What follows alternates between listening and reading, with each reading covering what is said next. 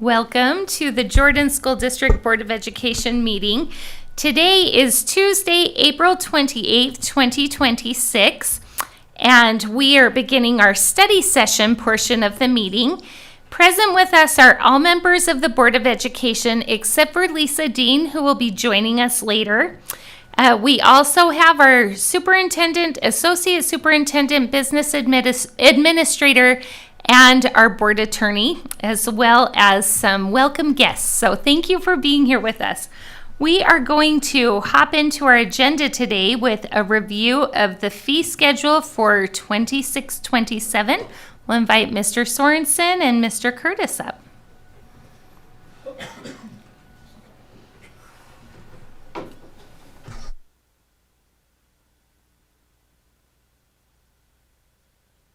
Okay. I don't have to hold it, and I just had to start it. Thanks, Paul. So we're here just as we've had multiple opportunities for public comments to come over the last several weeks and review and ask any questions that you might still have regarding the fees before you vote on finalizing those in the open session today. So we don't really have a presentation. You have it, the fee schedule's there, but really just more if you still have questions that we can answer, we'd love to do that. I was curious, just because of on the homepage for middle school, it said that fees for entry-level electives would only go up to $15, but a couple middle schools had listed like 1 and 2 together, like ceramics 1 and 2, paintings 1 and 2, and it just said 20 instead of like maybe up to 20 or something. Just something I saw, thought I'd point out. I don't know if there's an issue there. Yeah, that can be updated. Really, it was meant to just say for any of the section 1 or section 2 up to that amount. We can add the up to if that helped clarify, but the entry level courses are only collecting 15, and advanced it would be 20 as the max for middle school elective. But if that would be helpful, we can add the up to on those specific schools. I think Is there a specific school that we... I saw it on Hidden Valley and South Jordan. We can add that up to. And I was also curious, do we charge our Jordan School District online students, like our virtual students, that $75 to participate in extracurriculars? That's just outside. That's correct. We do not Okay. charge. Yep, they're a student of ours, and so they don't have to pay that outside fee.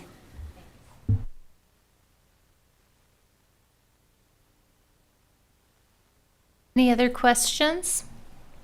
All right, so in our business meeting later, we'll be having the final vote for this. So everyone is comfortable, have what you need for that agenda item?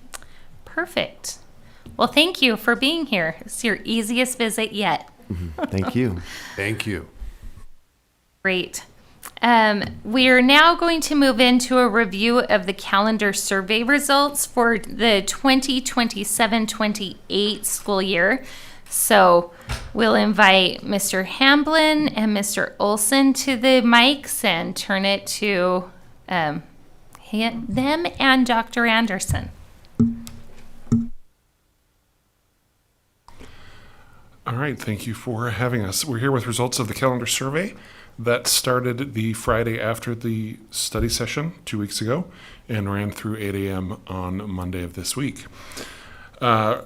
We had 5,038 responses broken down by category, as you can see there at the bottom. It is possible on the survey that you can indicate you belong to multiple groups, so bear that in mind when looking at the information. You will notice that there is a downward trend in the number of survey responses. The biggest probable reason for that is I don't send as many reminder emails out as we used to.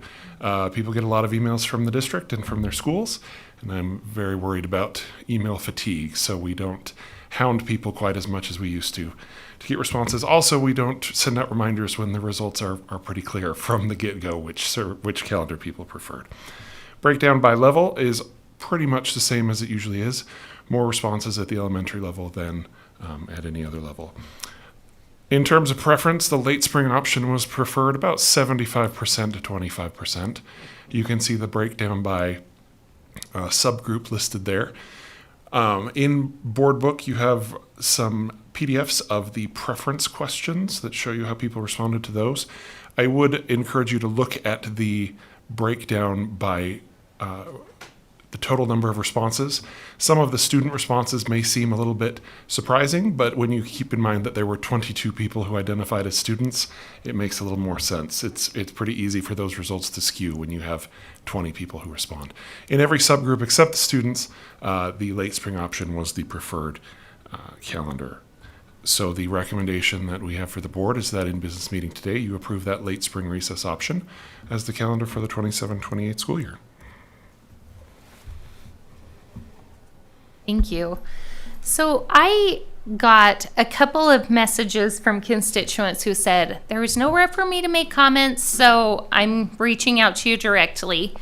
And one of the things that I heard was that I guess Canyons has kind of said spring break will always be the first week of April. And this last year, Granite followed along just to see how it would go. And there seemed to be an appetite among people who contacted me that we try that out. And I'm not suggesting for this calendar, but I wonder if that's something that we could put as an option in future calendars. So we have not formally made that sort of a decision. However, I would just point out, if you look on this option, if the 24th of March is where the quarter ends, previous in it, just about every other year for the past 5 or 6 years, that following week would have been spring recess. So we don't have a formal designation, but it's typically the last week of March and into the first week of April. In this year, it would just be the last week of March because where it fell. We could look at that as an option. As the board may remember, today in the consent agenda, you're voting on a change to next year's calendar to move a PD day to accommodate health and wellness because of a change under SB 58. That removes the PD day that would typically be held in April. So I would guess, number one, given that the preference that was expressed on the survey for a spring break later in April, and the fact that we don't have a PD day to put in April, we will probably see more calendar options similar to this in the future where spring recess moves off of the quarter 3 break and into April a little bit. I'm hesitant anytime we say a break has to be the X week of whatever month, because then it kind of constrains our ability to have a calendar that works well. If we were to say that, there could be a circumstance where we have a week of quarter 4 and then have to go on spring recess, which isn't the best calendar option. So I think we could certainly look at keeping it in the same place, but having some flexibility I think is important to make calendars that work for the district. I totally get that. And I'm not asking that we standardize it, but that it's one of the choices, if possible. I don't know. Board members, did you hear similar feedback? Nope. I almost always hear like teachers who have their kids in a different district. Almost every calendar consideration that comes up. And that was what this was as well. So if the districts in the valley are trying to align one of their breaks, I'm okay making that a choice that our parents can look at. Maybe we can suggest that they align with our calendar. The problem is our calendar is a moving target. That would be tricky. I think there would also be patrons who would say they prefer not being on spring break at the same time as all of our neighbors. So it's again one of those. It's tough to please everybody with a calendar. I'm Yeah, lowering and- my hand because that's what I was going to say. And I moved off the page. And move I off the think page. that it is also a consideration that we have fall break, which is unique to us. So if we had one that was unique and one that wasn't, we could maybe speak to others. Dr. Anderson? Thank you. Having a static spring break, I think, it's a great idea to consider. I was going to chime in with the same comments that other people made, but also given the new law where the calendars should consider certain holidays, certain religious holidays like Good Friday. If you make spring recess static, Easter is dependent on the phases of the moon, and so that will put it anywhere from the last week of March to third week of April usually. And so if we have a fixed one, I don't know how much that would comply with the intent of that law to consider it every year if we don't have any option, or if that's just fixed, if that makes sense. Yeah, that does make sense. Okay, asked and answered. Anything else? My hand's up. Oh, yes it is. Goodness. And this one does have this is Good Friday for that 2028 year. So good job.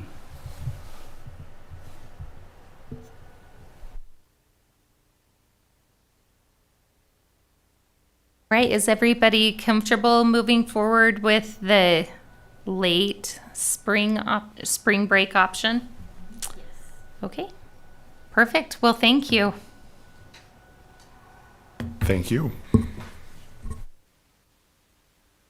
Okay, we'll now move into a discussion regarding the social studies graduation credits.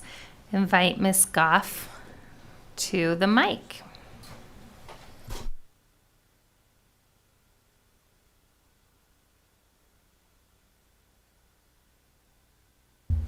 Thank you. I've also brought Kay Rizzuto with me, who is the consultant that works with social studies in our teaching and learning department. And we've got some slides here, but I think we'd like to have the superintendent kind of tee us up. Okay, thank you.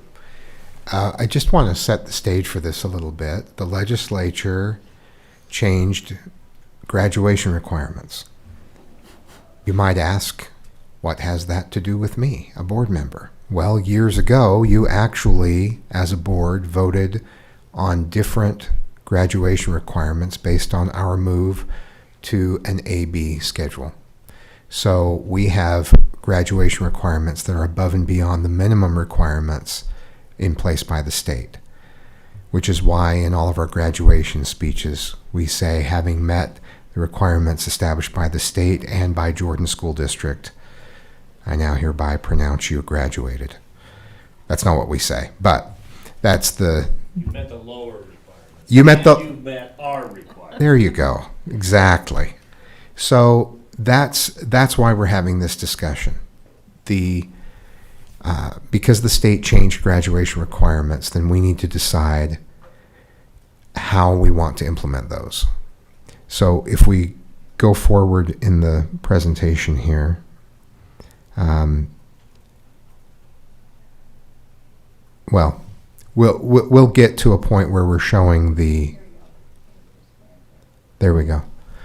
So here are the requirements from the state level, and we require 27 credits to their 24 credits. And so what we have to grapple with is exactly what we offer and when, how much we offer of certain subjects, and there are trade-offs. Just like the calendar is a good prelude for this, because anything that you choose to add, then you're taking something else away.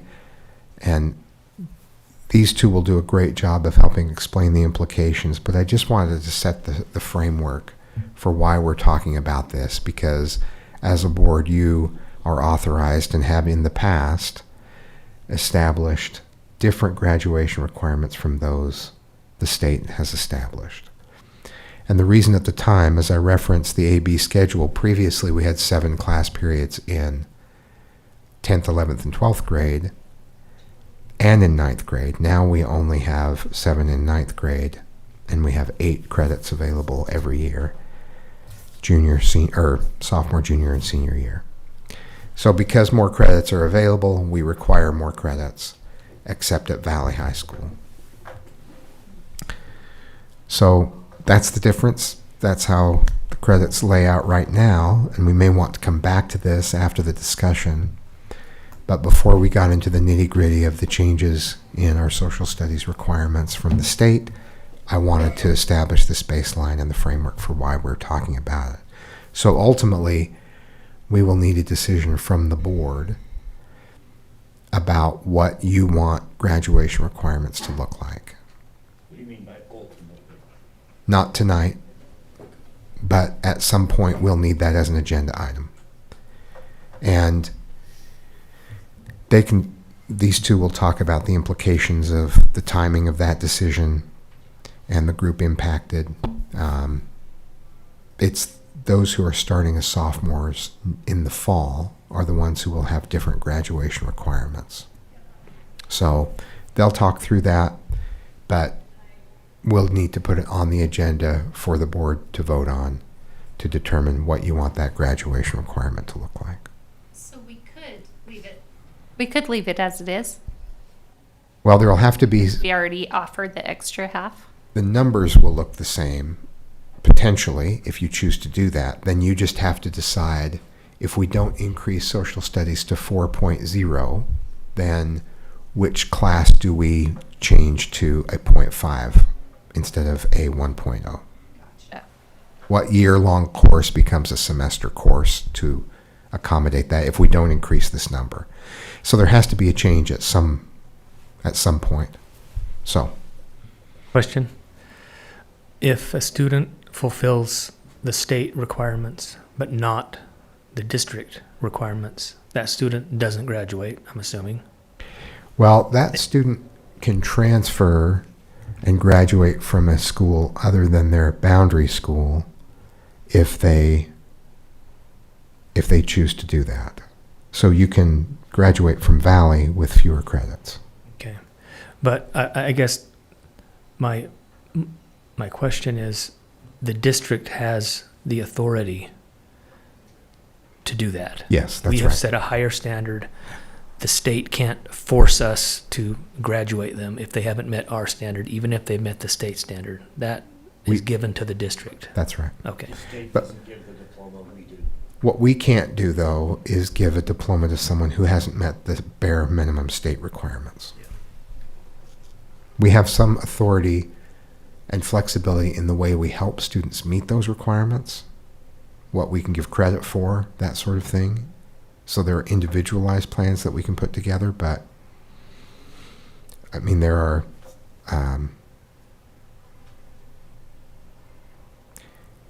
the state requirement is the bare minimum, however. All right, thank you for that. So let's kind of go back a little bit and we'll explain what led us into this current situation.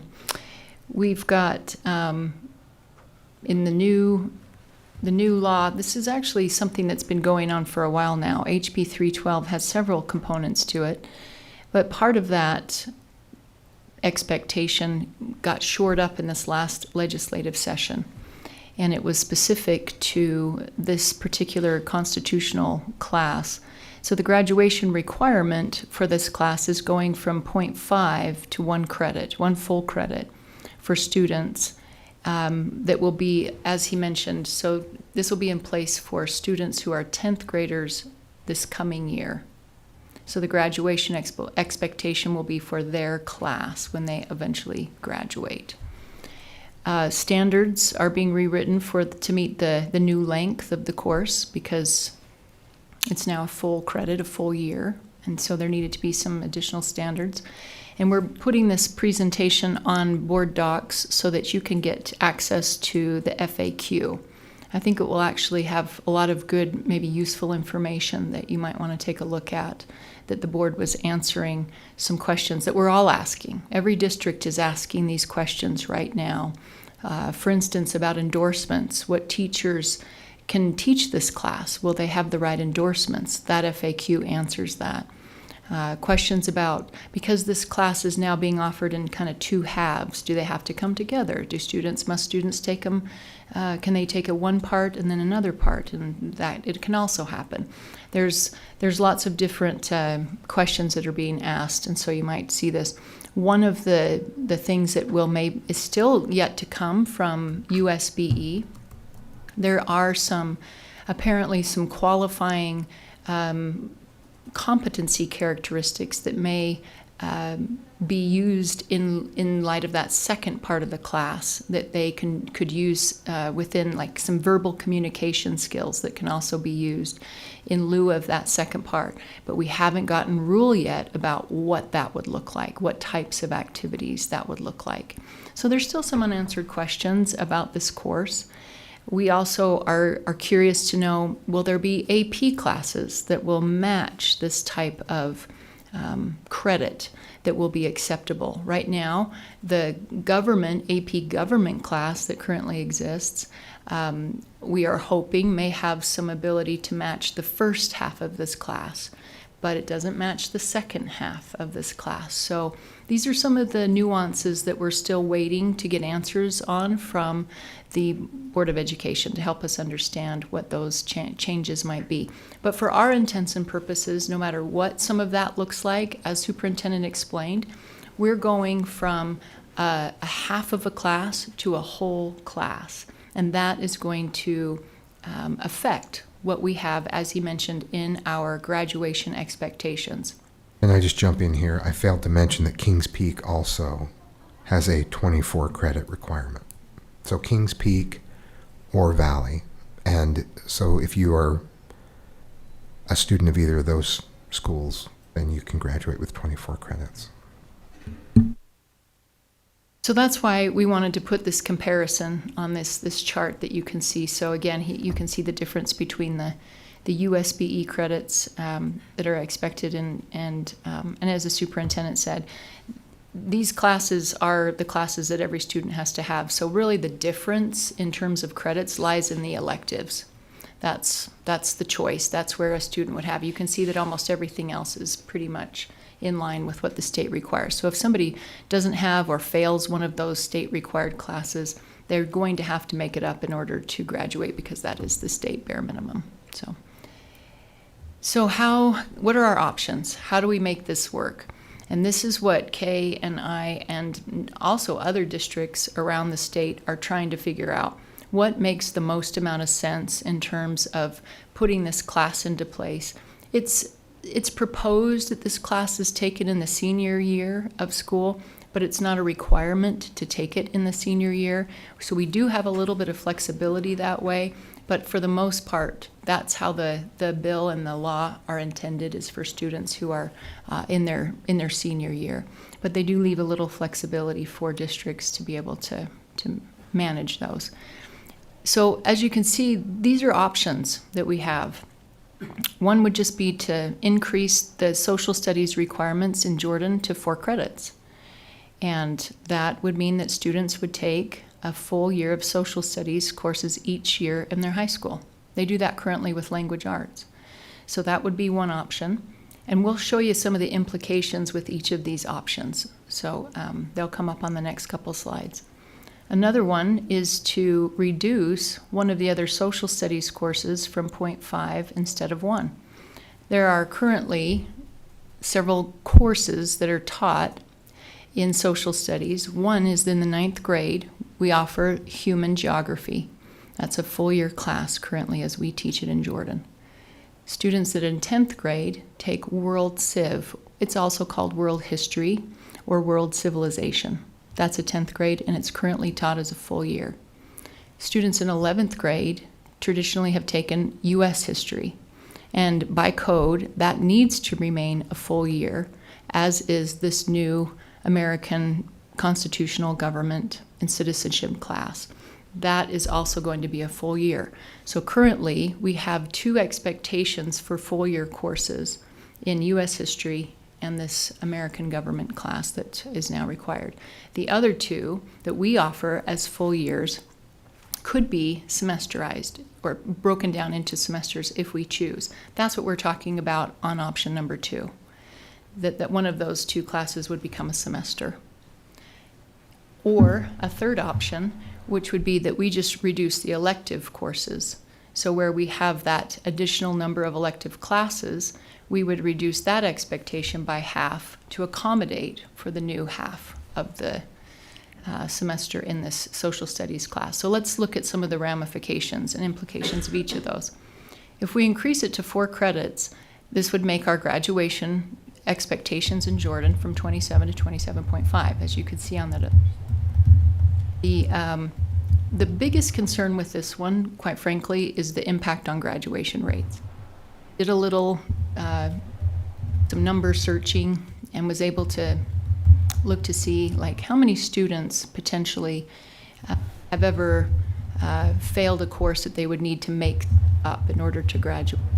And it's around 46% of students who that was just one graduation year, just looking at 1 year, around 46%.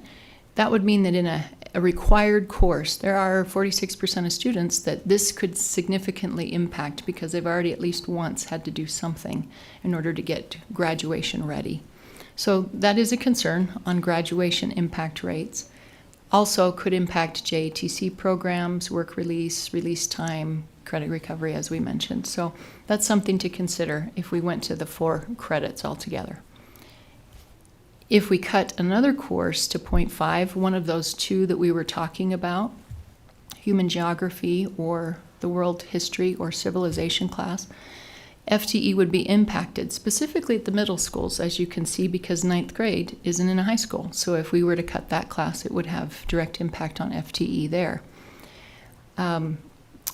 If we were to cut a World Civ class at the high school level, there is also impact on FTE. However, because that class is currently taught at the high school and the added expectation is also at the high school, those are almost a wash in that particular situation. But world civilization would lose a lot of the expectations for the standards that are taught in that particular course, shortening it, making it pretty difficult to teach that entire world history in a semester. So that gets a little tricky. And we are a little concerned also because AP Human Geography and AP World Civilization are 2 of our most popular AP classes. So if you suddenly cut a World Civ class, AP, why would they take a full year of AP in its place? They could use that for an elective, surely, but it is a concern. It's something to think about. Or the option of moving electives in general from 8 to 7.5. This wouldn't have as much impact on our current 9th grade students because they're going to take this year-long class next year anyway. They're already slated to take World Civilization. And if they get through that and say, hey, it'll be okay, we'll keep moving them on and we'll say, well, you had an elective and now you just have one fewer, a semester that you don't have to take. So it will be okay. Won't have as much of an impact for them. But there will be a significant impact to elective courses in general. These are our teachers who potentially are nervous about their own classes filling, and so it will have an impact on those teachers who offer some of our fine arts or performing arts courses potentially, and or maybe even within the social studies area as well. We could also reduce like a World War II class or women in history class or whatever the electives are in social studies that might also be of impact. But nevertheless, it still will have an impact on FTE. And of course, a loss of student choice. Electives are some of their favorite courses. So sometimes those are, it's kind of a struggle not to have those in place. But this is where we're bringing this decision back because I think it could be implications no matter what we decide. But we wanted to be able to help you see what some of those are to help make that decision. Even though it's not easy, it might be something to consider as we figure out, do we want to, again, move to 4 or reduce by a half? But if we do that, where? Makes the most sense. I just want to turn to Kay here and see if she has anything else she'd like to add to that comments. One thing to note with the two classes that we could cut, the World History course has 13 more standards than the World Geography, and so it's significantly more to teach in the course of a year. Again, like the superintendent said, we're not expecting to have this all figured out tonight. We're absolutely open to ideas on that. As far as a timeline, however, it would be helpful to be able to start the new school year with our counselors and students knowing what they're going to be doing for that. So that would be my the time frame, I think, for which would be helpful for us. But feel free, ask additional questions or let us know what other things you would like to know, and we can help you with that. I have a quick question. So was it Auxier's bill that had the civics curriculum that was being written by the state school board? Is that this class? So we'll receive a class? No. So it's that bill, the 312, that's linked in there. It's just a small part of it, but that new curriculum is part of that same bill. It's a really long one. So we will be receiving a free option for how to make this a year-long class, right? It's standards. They're writing they're the creating standards. standards right now, not the curriculum. So the bill that I'm talking about that was passed last session, I think it was Auxier, but I was. always mix up It's H- Auxier and DeFay. It's HB 312. Okay. HB 312 is the bill, and that's the social studies curriculum and standards modifications. It calls for a rewriting of this course that they've been describing. The standards are there. That's what the state board and the USB does, right? But the scope and sequence and the curriculum, everything else, that is up to the local LEAs to. Thought that it was like Fillmore's bill that said you're going to create a free option, but districts are not compelled to use it. You are correct. The year previous to this, 2025, it was HB 381 Civics Education Amendments, and that's that added the social studies graduation requirements. Auxier's bill came in and said, "Here's how we're going to do it with the standards." Is that a fair explanation of that? Okay. So am I remembering it correctly that they did say they were going to write a full curriculum in that bill? This is primarily, if I can just add this, I think it's specifically with some of the integrated curriculum for elementary, and that they would come up with some additional integrated curriculum that will help social studies to support literacy. And that also is something that they're going to be doing, and we're fascinated to see what that looks like. And yes, we're waiting for that as well. But this course isn't that same curriculum expectation. This is the standards, as we mentioned, for that, but not the curriculum. They are just interconnected. It's just one bill put into motion, activated. Like, yep, we're going to increase the graduation requirement, and it calls for social studies, for the USBE to do what Auxier's bill put into motion this session. So they were in tandem with each other. So, and this is the one that requires us to start teaching specific Bible passages? Yeah, There is a host of, Okay. part of one of them is to highlight how Judeo-Christian values impacted the development and the story of the American Institution, Yes. yeah. Yep. Okay. Any questions? I have a question. Do either of you have a preference for the three options? It's a good question. We've been talking about it. That's why we brought it here. Quite frankly, anything we say, it maybe either be because we've had experience teaching a class, or from a perspective of a high school principal, I could see the impacts on FTE with multiple areas. I've weighed out the ideas, and that's why I was like, let's see if the board would like to weigh in on that. So it's not clear cut for It's not clear you cut. even. Okay. It's not. It would be personal preference, and a lot of it has to do with kind of our backgrounds and where we've come.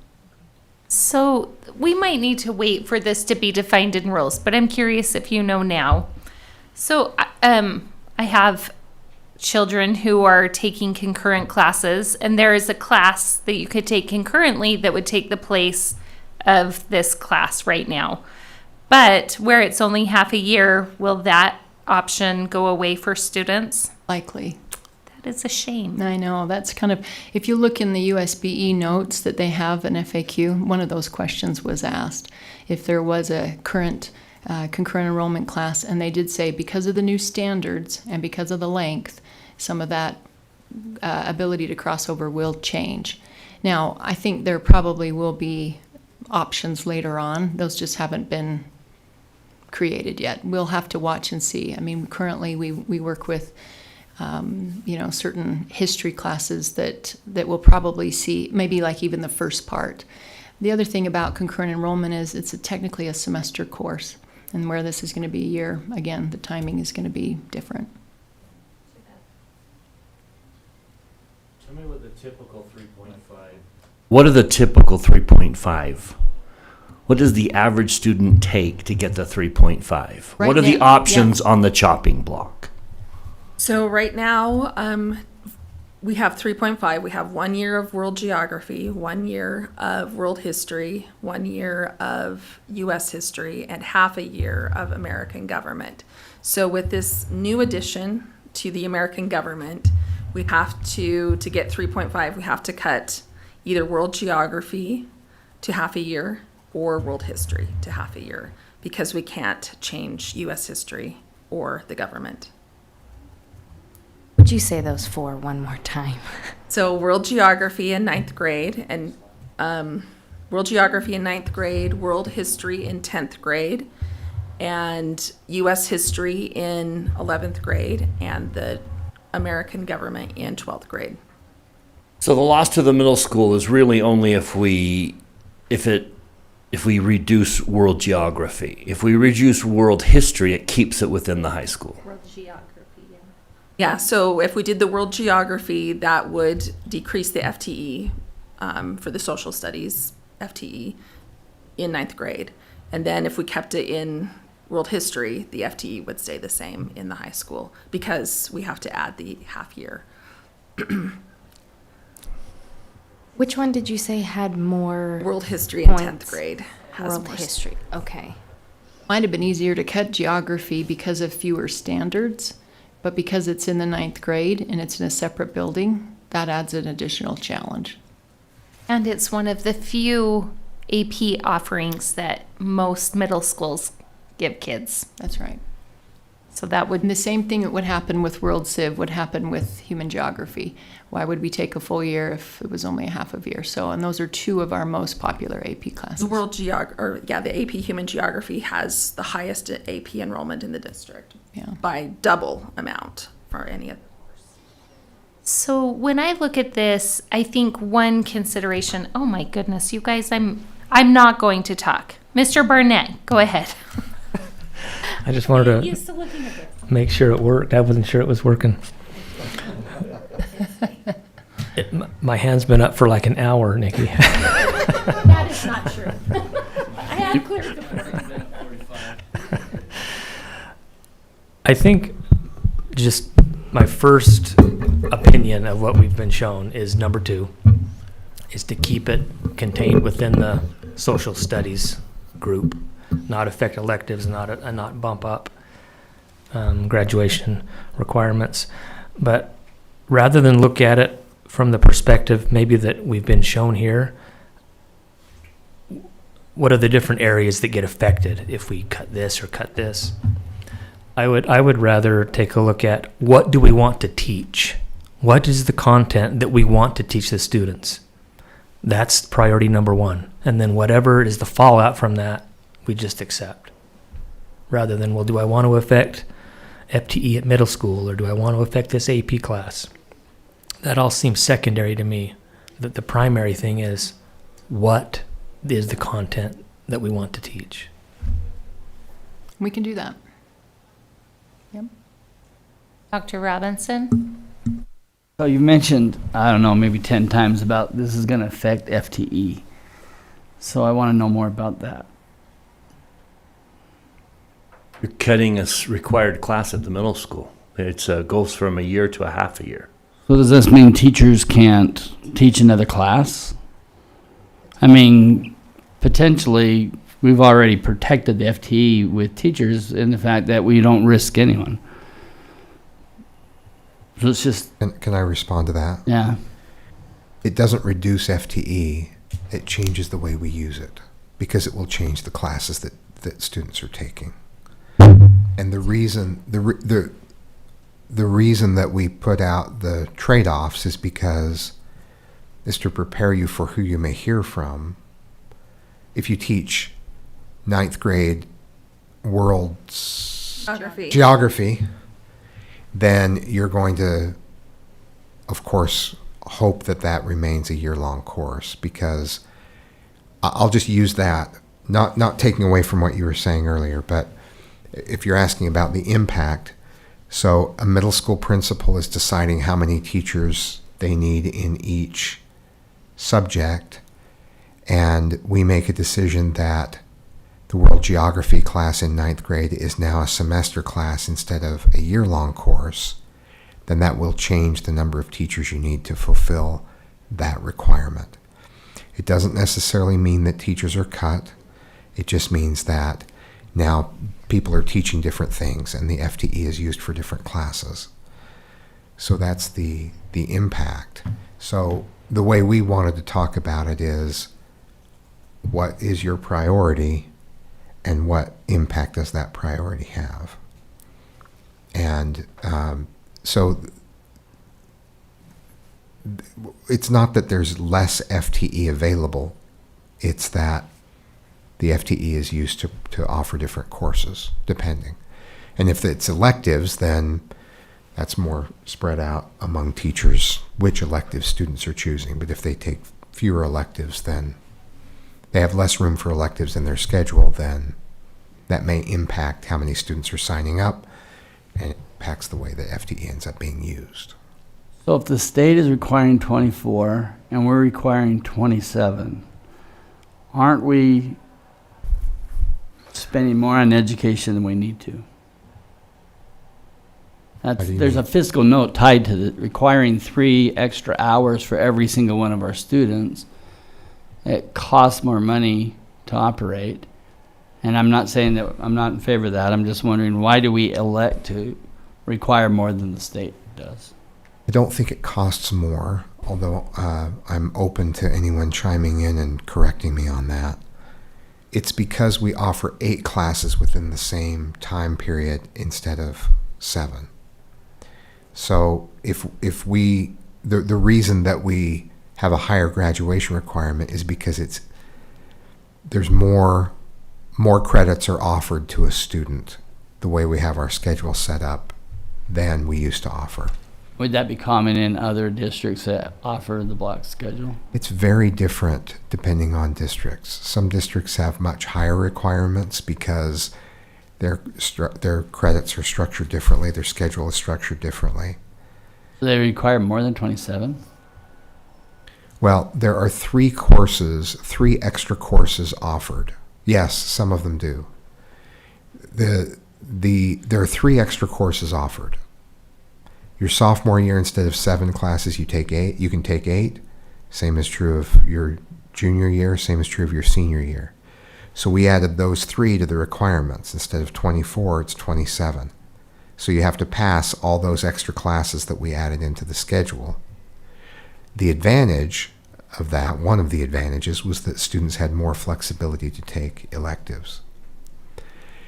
It is, if you reduce to 7 classes, there is the potential that you would need less FTE to cover that, just because of the way high school has evolved. So initially there wasn't a fiscal note. At the split, we talked about moving back to 7 periods because then you can lower class sizes and that sort of thing, but it's not. High school has changed dramatically because of the online courses that are offered by law. We're required to offer those, and the flexibility that students have in their schedule. So I don't know that 27 is costing us a lot more than 24 would because of the changes in high school, but that's something we could look at. I'd be in favor of looking at it just to provide more flexibility. I'm not looking to get rid of teacher jobs or anything, but I would like students to have more flexibility in their schedule. We've talked about later starts that would allow kids to do that. I mean, we give them credits too, like to participate in activities like athletic event or theater, whatever, after school activities too, and that could affect the FTE also, and we can still consider to do that. So I'm just not sure why we're offering more than the state requires. I do think that's quite common at other schools too. Same question should be raised though, as why are we spending more on education than we... Dr. Anderson?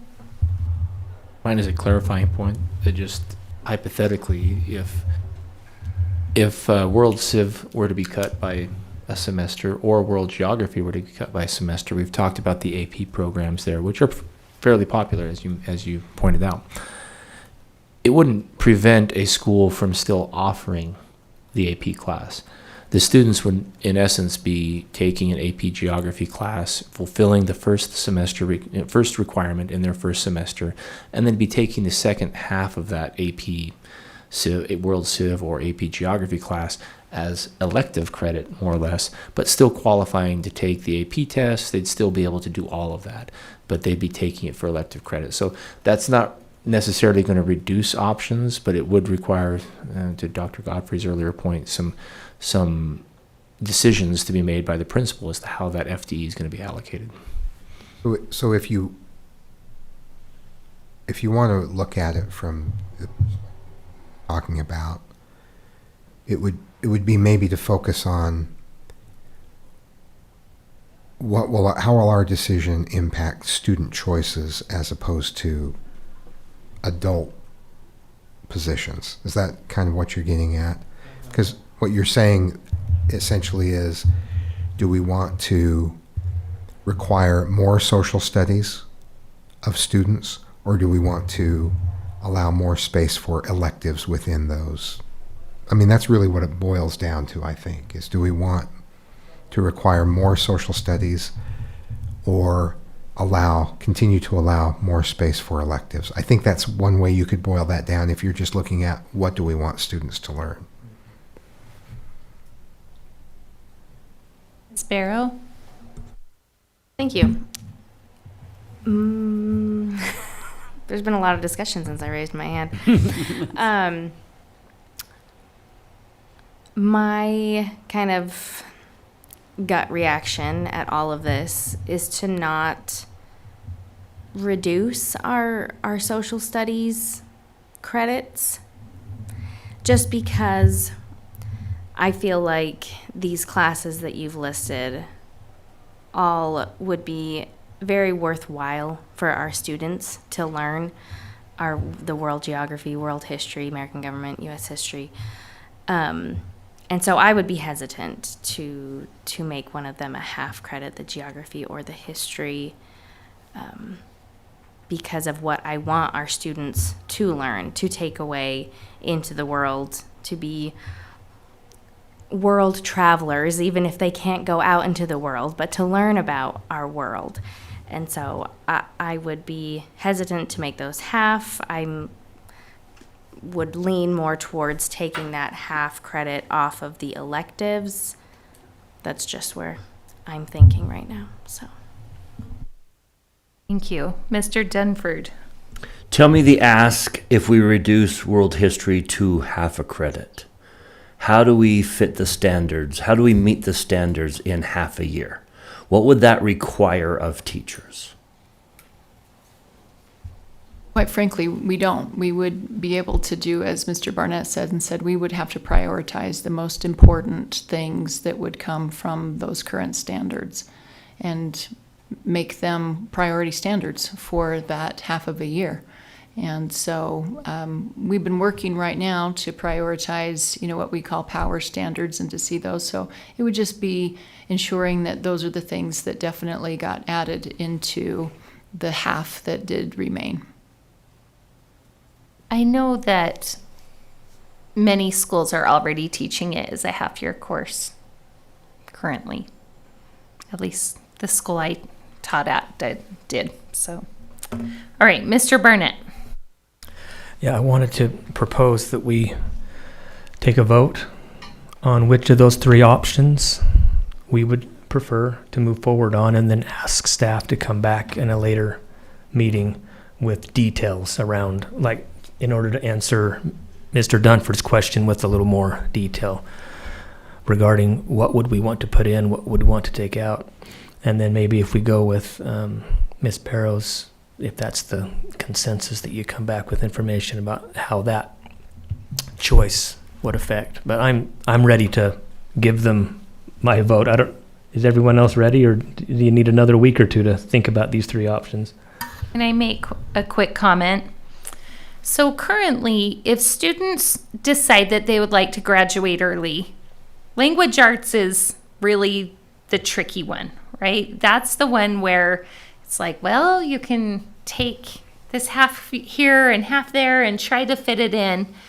I do think that social studies will reduce. I don't know that it's a priority to me to have a clear path for early graduation, but I think it is motivating for some students. And so I would just throw that thought into the mix as we're making a decision that this could potentially make that process more complex.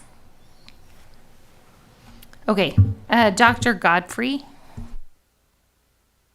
Thank you. I think one of the reasons the credits are where they are is because of the percentage of students who take a release time or a shortened schedule. So the total credits minus if a student chooses to do that, or if they're doing work release or they're having a shortened schedule, it's essentially one class per year that you don't have to have credit for in order to graduate with 27 credits. That's the difference between what's required and what's available. And You can get 31 credits. it's 31, right, but if you take off 1 credit per year, then it goes down to 27, which is our requirement. The other is just that the impact on teachers is determined really by their license and the needs of the school. So it's not automatic that something, I just don't want those listening to think, well, this automatically means that this impacts my job in a negative way. It may change it, but it's just going to be very situational and dependent on the individual. But looking at it again from the student side, it's just so from the student side, that's why we structured the graduation credits the way that we did. From the teacher side, that's the FTE and the licensure impact of these various decisions. Ms. Wood. Before I vote, I'm almost ready. I just want to make sure I'm understanding option number 2. So depending on the course that is cut, it would reduce the requirement from 1 year to half a year. But the most popular class, or one of the most popular classes, might still be chosen even if it's not required. Okay, thank you. It would just be, will kids still be motivated to take a challenging course if they don't have to? They can do it in half the time if they don't take the harder one. As long as we can message that by taking that AP Human Geography or AP World Civilization and scoring passing, you actually get credit at SLIC or BYU or the University of Utah, that could be motivating. That's right. One thing that did recently change with that is it used to be a required course at the university, and now it's an elective course. So already some of that carrot has whittled away. It's not quite as appetizing as it once was for students. And I will say, it is such a good course. Like, I have been so impressed with that course as my kids have taken it. I love that you pointed at me when you said the university. I assume you're talking about Utah? No, did I point at you? It was inadvertent. I just think higher education, Brent. Okay. All right, Dr. Robinson. I don't know what I was gonna say. It was so long ago. I am watching now. This wouldn't have immediate impact anyways, because this is sophomores coming up, right? Like, so it would take a trickle down several years before it would be totally implemented. I'm for providing paths with options for kids. I'm not, I want to look at this a little bit broader. I'm not ready to kind of vote. I want to look at other districts and figure out, like, why are we requiring more, and what the impact would be. Kids want late start. Freeing up those credits would allow them to take a class off every morning and come in at 9. And that's a great option for people. People want to graduate early. So I don't know. I mean, I want them to have every opportunity they want in the world, including some kids want less school. And why should we force them to sit in the classroom when their peers are going to another school in our district and we're not requiring as much? So I'm having a hard time wrestling with this right now. So. Can I point out something really quick with that? So the USBE graduation requirements, this is for current year. It will move up to 3.5 next year. So, and they're going to drop the electives to 0.5. So while it will still at 24, social studies will go up to 3.5 at USBE. So no matter what other districts are doing or whatever's happening, we still have to fit into what the requirements are. Yeah, I guess what I'm trying to say is I just in favor of it following USBE guidelines, but. Can I ask a question just related to this? I raised my hand and someone's ahead of me, but rather than going back to it, I wonder if this is a separate conversation. I think it's a worthy one, but maybe independent of this vote. Yeah, I think that's a really good point. I think it's a bigger boulder that's it could not be related. But if I don't bring it up now, then it never will be brought up. Because then 10 years on the board, we've never discussed it. So that's a really good point. Thank you for not raising your hand. Ms. Barrow. I would just like a little more clarification on what Ms. George said about how this would potentially have roadblocks for early graduation. What did you mean by that? So right now, the only credit that is a full 4 years is language arts. So the thing that keeps kids coming back their senior year is language arts. So we've had to kind of get creative and say, like, well, you could take creative writing for half the year this year. So you're taking English and creative writing, and you could take mythology or whatever as your other credit. But this, I think, is a little more prescriptive, where it's like, well, you have to take these specific classes, whereas you can be a little less prescriptive with some of the English classes or the language arts classes. So you might, if a student wanted to graduate early, and we decided in Jordan School District we're going to have 4 credits required of social studies, it would mean that in one school year, a student would have to take like world civilizations and this new U.S. U.S. Constitution, civics, and I don't know the right word. But so they could potentially be taking 2 fairly rigorous courses. Whereas if you're talking about an elective course, you could maybe choose a course that for you doesn't seem as rigorous. So you're like, well, I could take that one on. I could take that one online at the same time as my other classes or whatever. Does that make any sense? I didn't explain it very well when I first commented. I think that helps. Okay, Dr. Godfrey. I just wanted to point out that the state will essentially be catching up to us on the amount of social studies credit we require. We currently require 3.5. The state will be increasing theirs to 3.5. It's just what courses we're offering. So I think a consideration here before we decide on a motion is I like the idea that we're keeping the 24 credits to graduate separate from this decision, because that's a very complicated topic all by itself. I do think we want to think about the way that our classes are offered. Because if we say, well, first period is optional, right, then we have a different enrollment each period. So that would just be something I would caution if we decide that we want to take that away. We really don't want to take away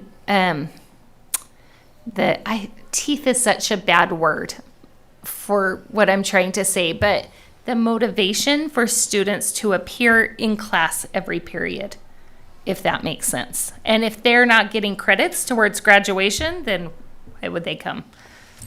So, okay. Mr. Barnett, I know this was a long time. Oh, wait, sorry. One more. Mr. Robinson. Can't remember now what it was. I'll take it. I'll take your raised hand if you don't know. Go for it, and then I'll rebuttal He when I did it 2 remember. seconds before I called on him. I would just say, as you were speaking, I looked at our values behind you in the context of this discussion, and we ensure all students have access to opportunities that will prepare them for the future. And that could be a reason enough to offer more than less. Well, I'm not afraid of offering more, and I think I do remember what I was going to say. So if we're gonna come back to 24 another day. Is that what we're saying? So we put that aside. But it's going to come back. It's a different agenda. I think we should consider it separately. I don't know whether other board members are interested in re-examining that. I don't know that link. Okay. I get just a quick. Is anyone else hoping that we can re-examine how many credits we require for graduation in Jordan? I was just going to do my own research on the side to figure out what other districts are doing in the state. And I might have more questions after that. I might not. So I'm the same. Okay. I'm the same. Throw it on the requested agenda items if you decide that's what you want. Yeah. Okay, Mr. Barnett, did you want to make a motion? Let me just clarify the proposal I made. I wasn't necessarily saying this is my final vote. It was, this is the one I'm leaning toward. I'd like to get a little more information. And then if they come back and it's like, maybe I don't want that one. Maybe I change my mind. But in looking at the options, for me, it looks like I'm trying to decide whether to take a half of an elective away from a student or give him or her, give the student the full social studies experience without pulling anything out. Those are the two things I'm trying to figure out. So do I want to give them the full year, for example, of world geography at the expense of taking away an elective? So give them, that's what I'm trying. Is anyone thinking of something else?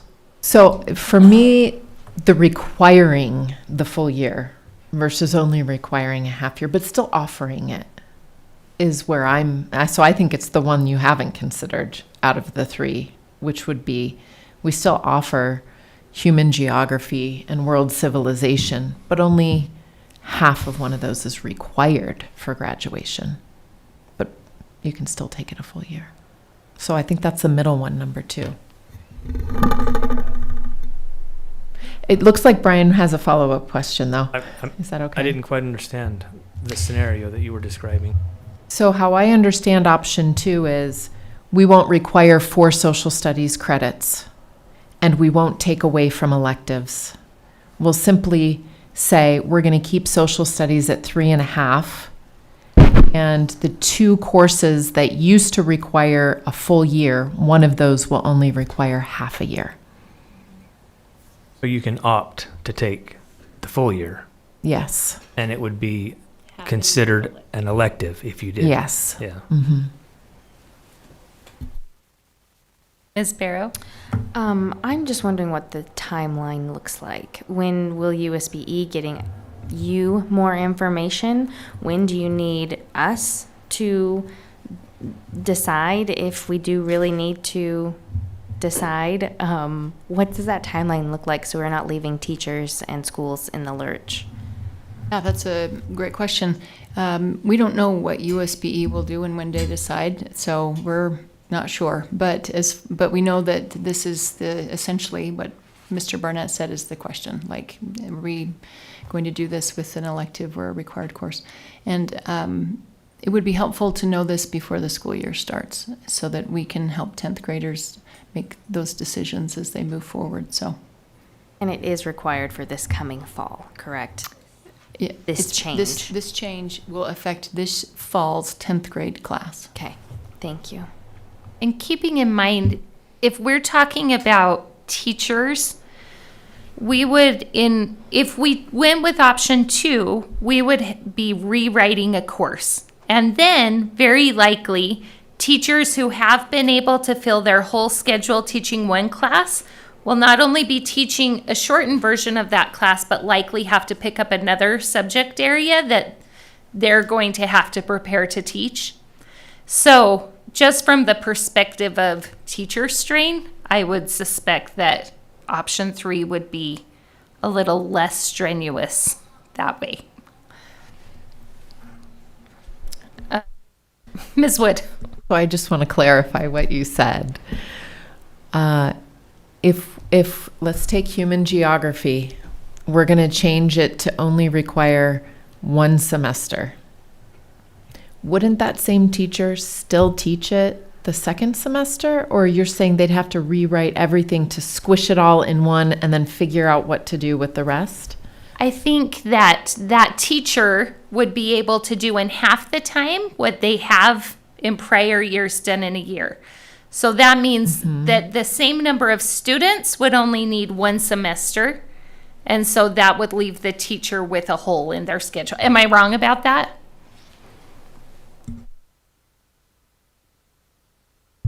That's how I anticipate it would go. Even if we offered a year course, you would have lower participation if a year course was not required. But you would have to change what's being taught. I know you talked about standards. Do you say 13 more standards? There are 13 more standards in world history than world geography. So there, I think around 22 for world geography, and then 34, 35 for world history. And would the 34 have to be put into one semester instead of 2 now?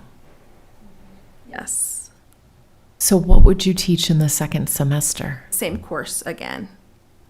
So they wouldn't take a full year. Yeah. They would take one But you semester could or the offer other. additionally like an AP World History class, which would take the full year. But that would be, so half of it would count for their World History credit, and then the second half would count for the elective.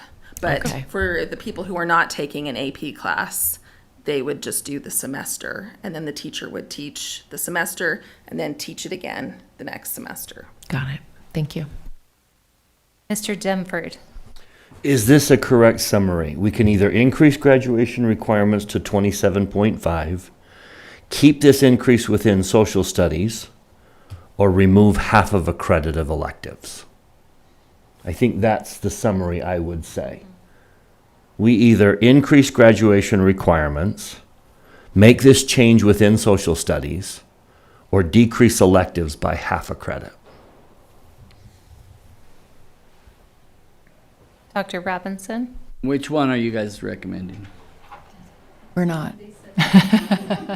Well, I was going to vote with you guys. If you had to make one. Yeah. Yeah, Dr. Godfrey, which one would you? Because I think my concern's in a different area. I think this is a quick decision we have to make for next year, which I don't like making quick decisions.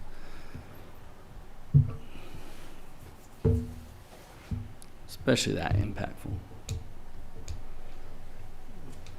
Sorry, my button is being a little persnickety. I'm concerned about reducing graduation rates by increasing graduation requirements. So I would eliminate that as an option. kind of like when my wife and I are choosing where to go eat, not Chili's, but any other place is fine, because we went to Chili's yesterday. I'm kind of I'd rather eliminate that option. I don't want to increase graduation requirements and potentially reduce graduation rates. Because we did do an analysis of how many students miss graduation by one semester. Because you might think, well, it's one semester credit of social studies. How many people would that impact? Last year, there were 45 students who missed graduation by one semester, which even district-wide is a relatively significant impact on our overall graduation rate. And it's not about the numbers, it's about individual students not crossing the finish line and the tremendous impact that has on them if they aren't able to do that. So I feel like it's an appropriately rigorous requirement currently, and I would not recommend increasing the requirement. So I would narrow the choice to reducing elective or reducing social studies overall. Dr. Anderson, Mr. Larson, anything to add on that? And I like it when we go to Chili's. My wife's listening. I like Chili's. It's not a problem. Mr. Dunford. I will state my strong preference. The way we have it set up is you take 2 full credits of world studies and 1.5 credits of U.S. studies. And I would prefer to reverse that. I would prefer that graduates of Jordan School District emphasize U.S.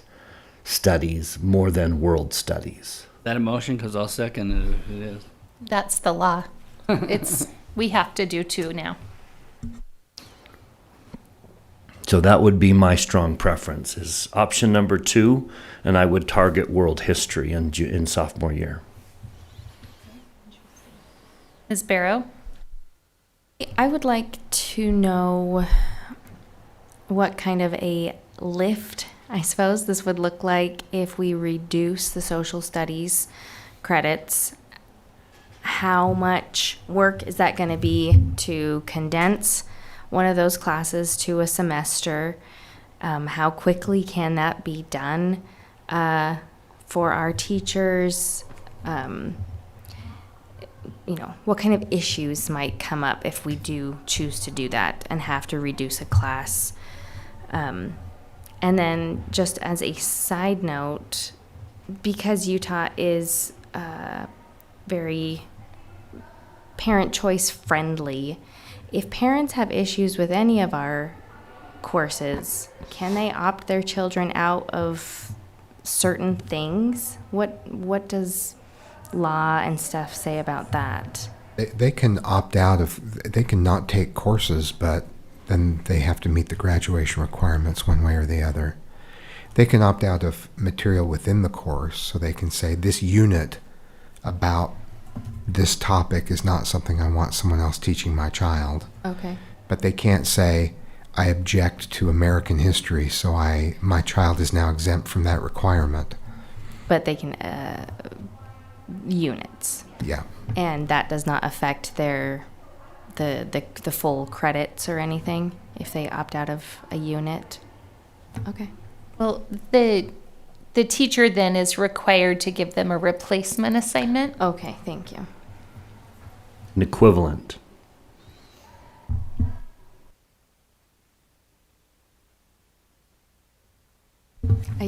One more thing. Because Miss Dean has now joined us, I feel like the sense I'm getting is that some of us might feel a little rushed in making this decision. I would like a little more information about going to a half credit, what that might look like, giving us all a little more time to marinate on this. So Is that a motion?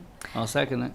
We don't need a motion to just make this an informational item. It already is. So That was essentially the proposal, is to Okay. determine which one of these we want them to go investigate and bring back more detailed information. Yeah. yes, I wasn't sure how to do that without saying, bring us back information on all 3, right? And Yeah. let's narrow Narrow it but down.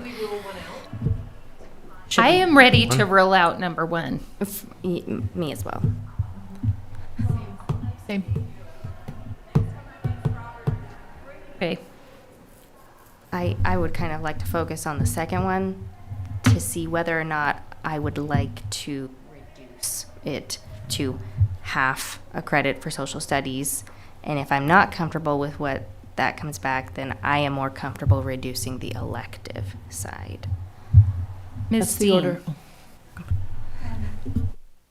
So I've talked to a couple social studies teachers after this law was passed by the state legislature.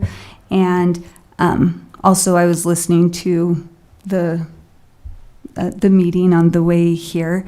And I don't feel rushed. I feel fine about removing the first one, and I know which one I'm really leaning towards.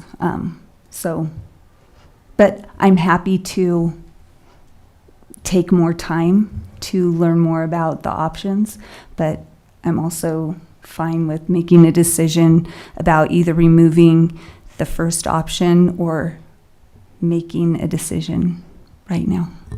So if I can just summarize, right now, it seems like board members are comfortable eliminating option 1. Any objections to that? Okay. So I don't think we have to be that formal. I do think it would be helpful if we took turns sharing where we're leaning on options 2 and 3. Is anyone ready to start? Okay, Mr. Demford, you start and we'll go that way. My preference would be to keep this change within social studies, move American studies the senior year to a full year, and reduce world history the sophomore year to a half a year.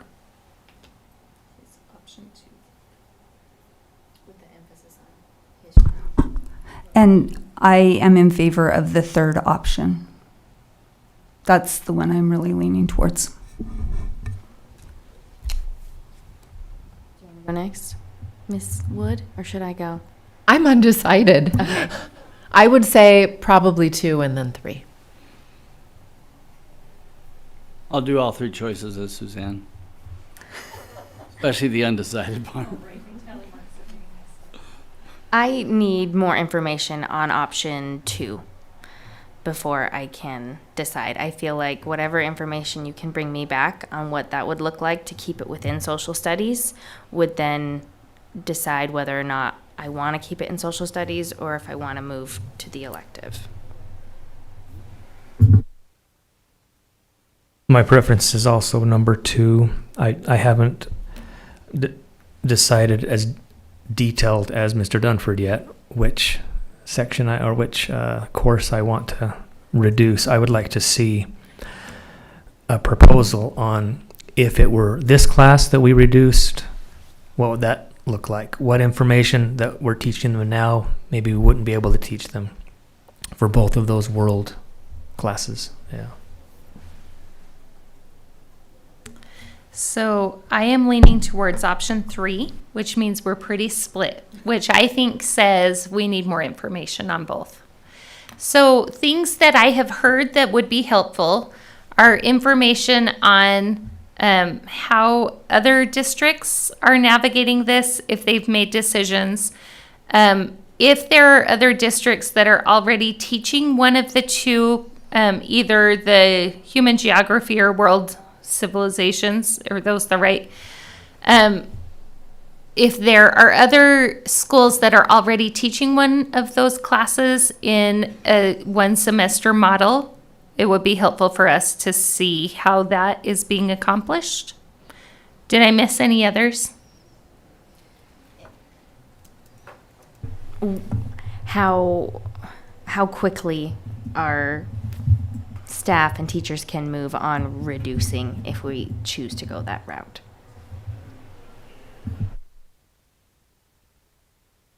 Are you also, am I doing it right? I just want to be sure.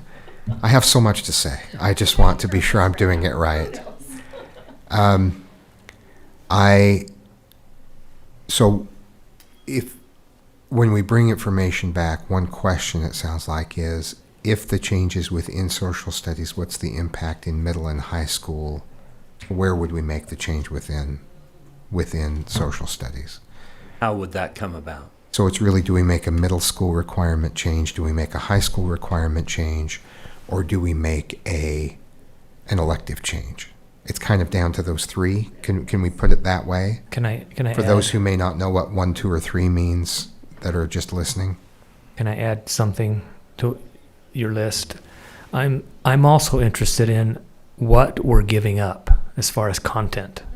If we're cutting it down from 2 semesters to 1, what content are we not able to teach anymore? That's probably the most important piece that I would like to hear. Yeah. And can I just clarify? I don't think we can choose not to teach a standard. We have to teach all of the standards. It's just how much attention we can give to each. That's well said. It's how deep do you go? I think some of you have seen my handwriting. Theoretically, as a middle school language arts teacher, I was supposed to teach handwriting. I was woefully unqualified to teach that, but I was worried about making sure I met that standard. So for about 8 minutes one afternoon, we spent time on handwriting, and I considered it good. So really, we're not going to not teach a standard, but we might just miss out on a lot that would have been taught. So as we look at it, we'll talk, when we bring information back, we'll talk about the impact at each level and how that will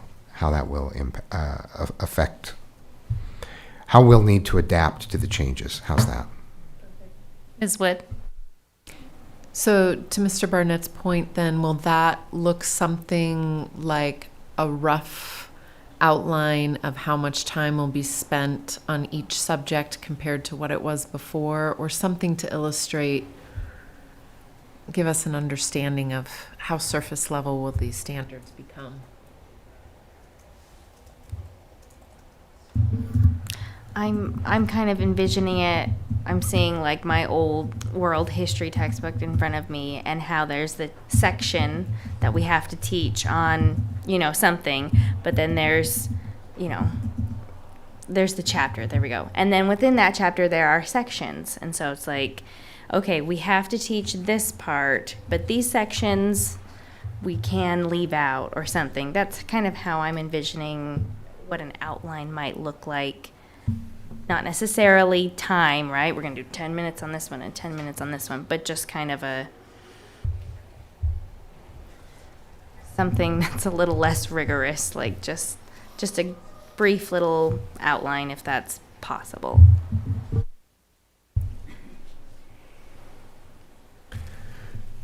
Okay. Is it clear what we still need? It's all the questions you guys already had when you came in the room. You're welcome. I think that the discussion helps us with what information we need to bring forward. And I'll mention this, when you're asking about other districts and when you're comparing with other districts, if you're doing your own research, as they say, I would just, as a reminder, the credits, even this afternoon as I was talking about it, I don't understand how the credits work in every other district and why they require so many more. The other is that we are different from other districts because we have less flexibility depending on where we make that change. If you make the change in 9th grade, you're making it for just one grade within that school. Many other districts, it's a 9-12 high school. So you have all of the flexibility to shift things around that you need. Whereas we have one requirement in one building and another requirement in another building. So that adds that other layer of complexity when you're trying to make that decision.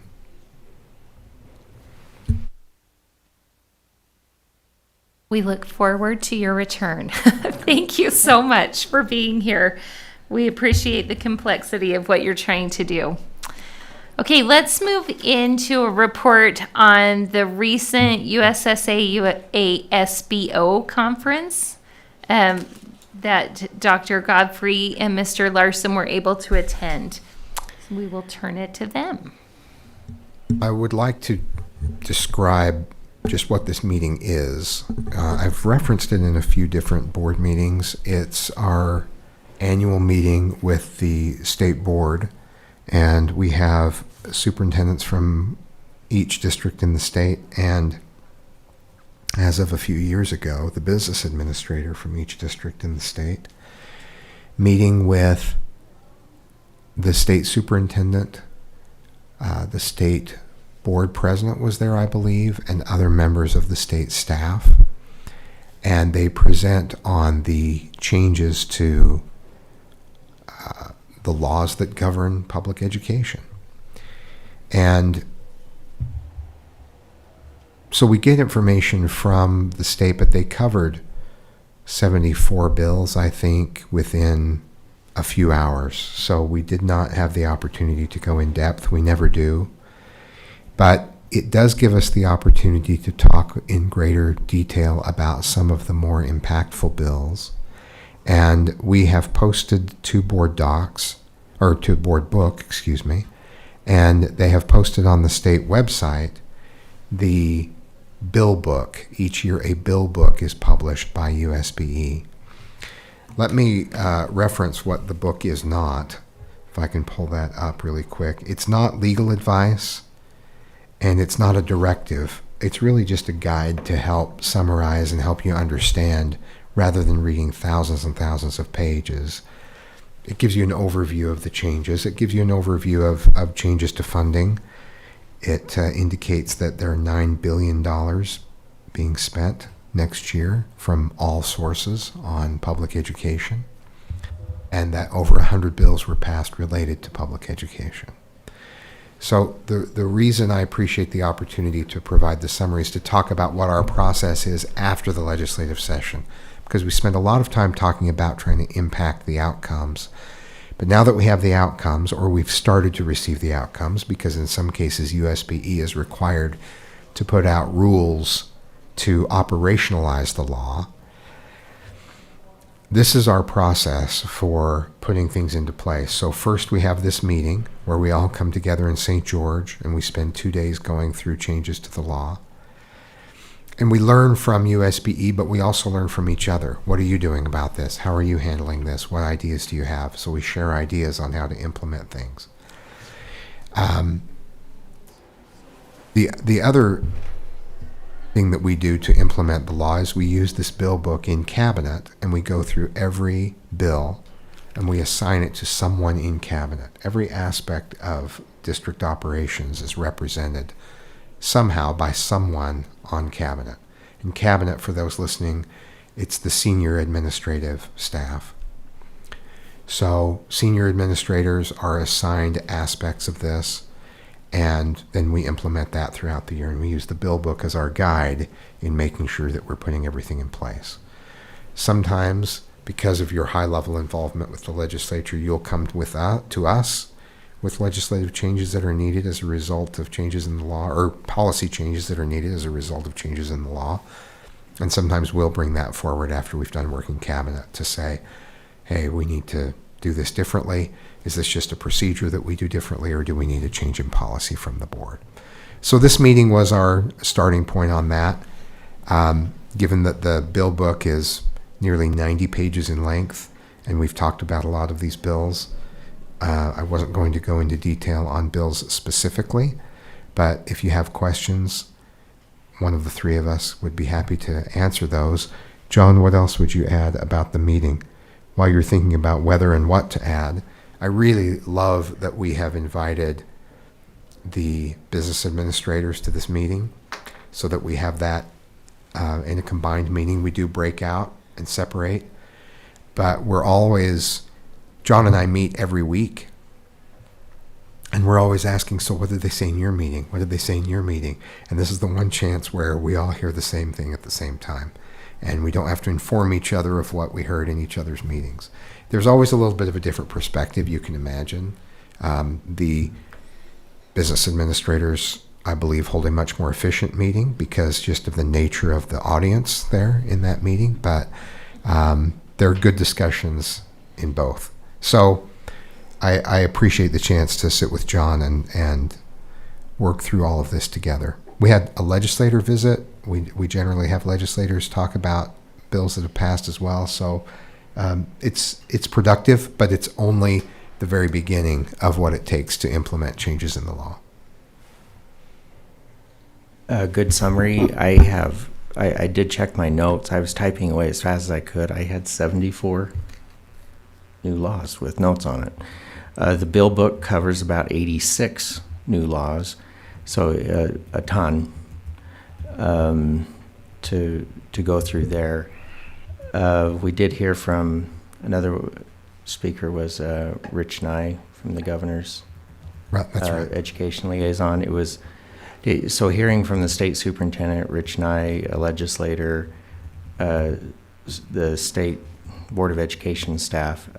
It is a fire hose, though, for sure, and a lot to go through. And actually, this year it was less changes than most years.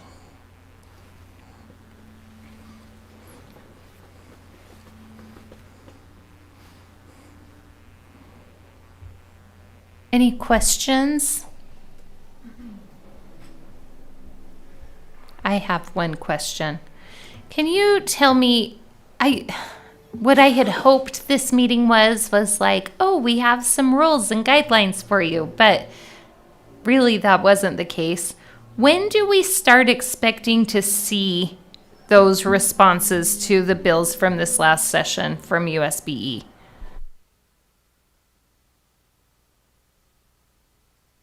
I think some of that, they'll prioritize what's implemented first.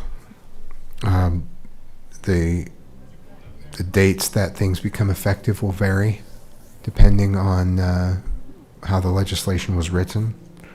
But as soon as we hear updates, we'll let you know. There are some that don't require more information from USBE. So we'll just start bringing those to you. You can kind of use this as a checklist. It'd be hard to say exactly what the timeline would be, but we'll bring it to you as soon as we know more on each of these. I'd say within the next 2 years. Starting next month. That most of those go into effect in July. That's terrifying. The implementation dates are typically May 6th, July 1, or December 31st. And for education purposes, it's almost always May 6th or July 31st because July 1, not 31st. June 30th or July 1st, just in that fiscal year.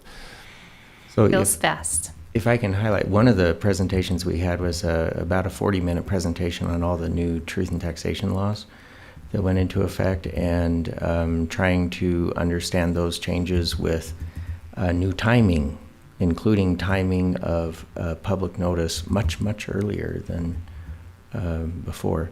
So a lot of movement that way. So a focus, like the superintendent was mentioning, fire hose on many bills and then focus on some areas.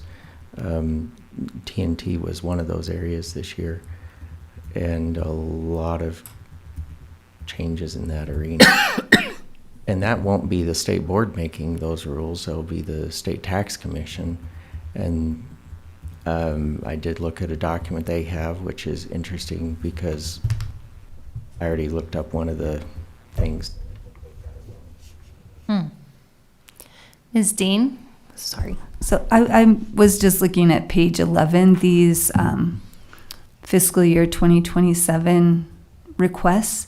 And so request means that they're not necessarily approved. And then also I'm curious about what the Apex Center Applied Professional Education experience is, if you know about any of these things, because that's $35 million one time. And then also there was another thing that caught my eye too, which was where is it? Right here, the Catalyst Center and Catalyst Center Supplemental. And I get it's just one time, but it's like $100 million. Do you have any ideas about those? What they are and if they affect Jordan School District at all? Catalyst Center is essentially our tech centers. Okay. And it's the push by the legislature to try to have more tech centers throughout the state. That $35 million one-time Catalyst Center supplemental was our school fee money. Okay. Got reallocated. And Apex is the new term for Catalyst Center. Okay. Catalyst, okay. So it's all the same thing. Yes. But then those are 3 different appropriations. Yes. Okay. Thank you. That I was just curious about that. Thanks.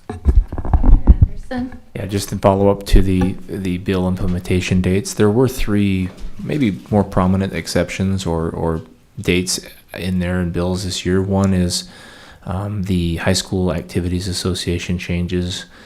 Those take effect August 1st of this year. That was done with the intent to not make a change for this year. Like summer for high school sports will remain the same in July, or can remain the same in July. Takes effect for August 1st, effectively making it implemented next year. The other notable date that was out there for school safety is that panic buttons are now going to be required by the end of June of 2027. There wasn't a date on that previously, but they did put it on there. And that RFP process is kind of ongoing. And then the third one dealt with the requirement in HB 273 for the state school board to have a model policy out for screen time. That was Ariel DeFay's Balance Act. So December is when the school board the USBE is required to have a model policy. So those are probably three more specific dates for those three prominent bills within this. Can I ask what the negative numbers are in the ongoing column for appropriation? What does the negative number mean? Reductions. Thank you.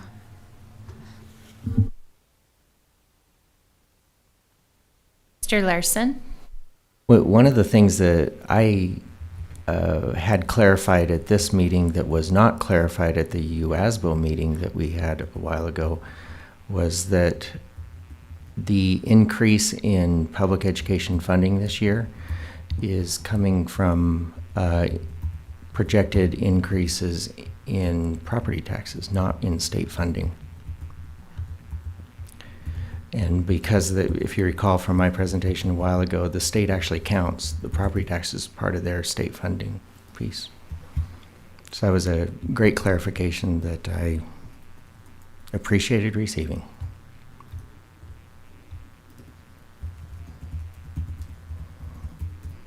Okay, well, thank you for taking the time and going to the meeting.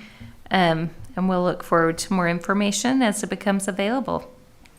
We do have a few items that we could do in closed session now to reduce a rather hefty closed session later.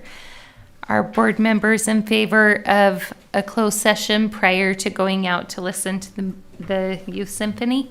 Yes. Great, I'll take a motion. I move that we go into closed session for character and competence of individuals, property, potential litigation, negotiations. I'll second it. Okay, we have a motion by Ms. Barrow, a second by Dr. Robinson, that we go into closed session. And at the end of closed session, we will resume our meeting here at the JATC South Building. So we'll take a roll call vote. Ms. Dean? Yes. Ms. Wood? Yes. Dr. Robinson? Yes. Ms. Barrow? Yes. Mr. Dunford? Yes. And Mr. Barnett? Yes. I am also a yes. So stand by, and we will be back at 6:30 for our regular business meeting. We are now in closed.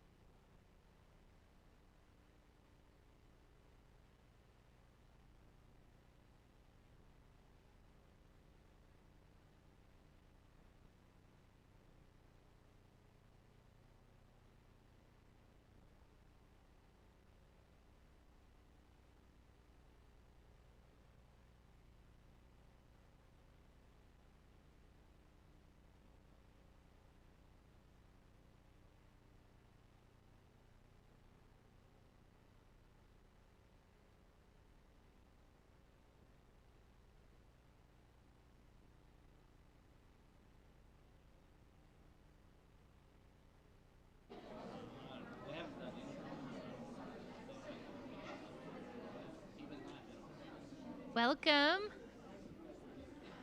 Welcome, everyone, to the Jordan School District Board of Education business meeting.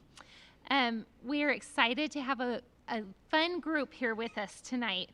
Today is Tuesday, April 28th, 2026, and joining us in our board meeting today, we have all members of the Board of Education, our board attorney, Mr. Paul Van Komen, our superintendent, Dr. Anthony Godfrey, our associate superintendent, Dr. Michael Anderson, and our business administrator, John Larson.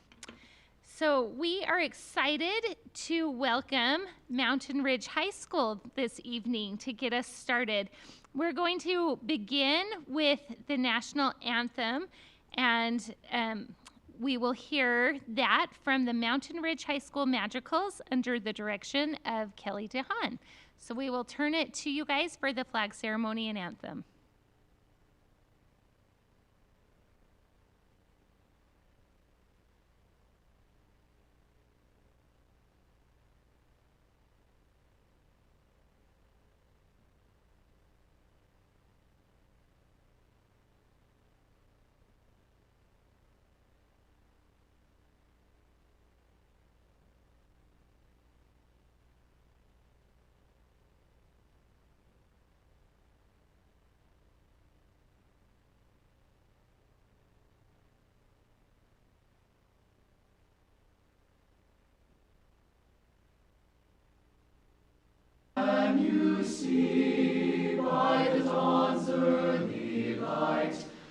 So proudly we hailed at the twilight's last gleaming, whose broad stripes and bright stars through the perilous fight o'er the ramparts we watched were so gallantly streaming, and the rockets' red glare, the bombs bursting in air, gave proof through the night that our flag was still there. Oh, say does that star-spangled banner yet wave o'er the land of the free and the home of the brave.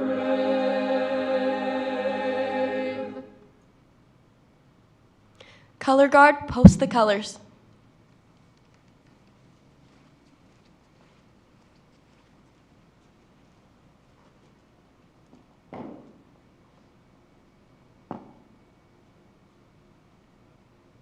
We will now recite the Pledge of Allegiance. I pledge allegiance to the flag of the United States of America and to the republic for which it stands, one nation, under God, indivisible, with liberty and justice for all. Thank you. The audience may now be seated.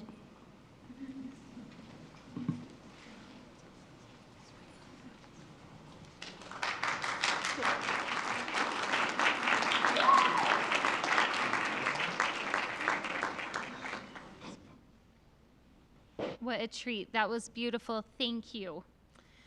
Okay. We will now invite Brinley Dalton, the junior class vice president and student body officers for Mountain Ridge. Oh, sorry, they did the Pledge of Allegiance. I apologize. It's another agenda item for me. Okay, we'll now have our reverence from Cameron Barlow, the SBO vice president at Mountain Ridge High School.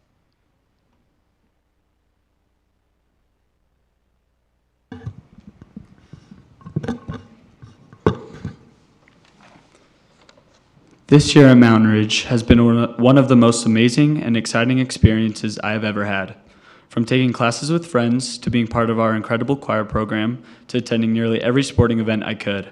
And, last but certainly not least, serving in student government as a student body officer alongside others who love Mountain Ridge as much as I do. It has truly meant a lot to me.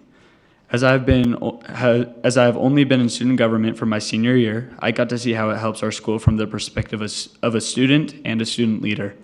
I have planned events, served others, and tried to be an example to other students through this wonderful opportunity, and I can see all the good it brings and the change it inspires in all those around me. As graduation gets closer, one thing I've been thinking about more and more is how intimidating change can feel, but I've learned that it is only scary if we choose to see it that way. There's a quote from the author C.S. Lewis that I'd like to share. "Isn't it funny how day by day nothing changes, but when you look back, everything is different?" Coming into Mountain Ridge, I was a quiet kid who stuck to my couple of close friends and kept my guard up completely. I attended sports and events, but I didn't connect with my school very deeply. I would choose to go home for lunch instead of staying at school or asking others to go to lunch with me. As junior year started, I decided to push myself and meet new people, try new classes, and go to more events, ending the year with my current student government advisor inviting me to run for student body office. And this year has been better than I could ever imagine. With going and supporting other students in my school sports, competitions, and performances, it has truly been an amazing way to close out my time at Mountain Ridge. The change that had happened was slow, and it did not happen overnight. But looking back, I can see how the quiet kid from middle school grew to be more outgoing and mature, and my school has played a huge role in shaping me into that person. I hope that you can realize how much student government and our school events mean to me and my peers around me. I also know that these kind of things can unite a school, and I have witnessed it firsthand. As we close out this amazing school year, I want to thank you for making such a meaningful impact on my life. You've given me memories I will always look back on. I know you'll continue to create those same memories for many students in the years to come. Thank you. Okay. We will now have Anna Elgren, the SBO president at Mountain Ridge High School, for our Celebrating Schools. Hello, Jordan School District Board members. I am Anna Elgren, Mountain Ridge High School's 2025-2026 SBO president. I am so thrilled to be here today to share with you Mountain Ridge High School's accomplishments throughout this year.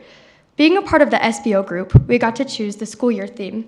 The theme for this year is You're Gonna Go Far, and in many ways, we have shown that theme.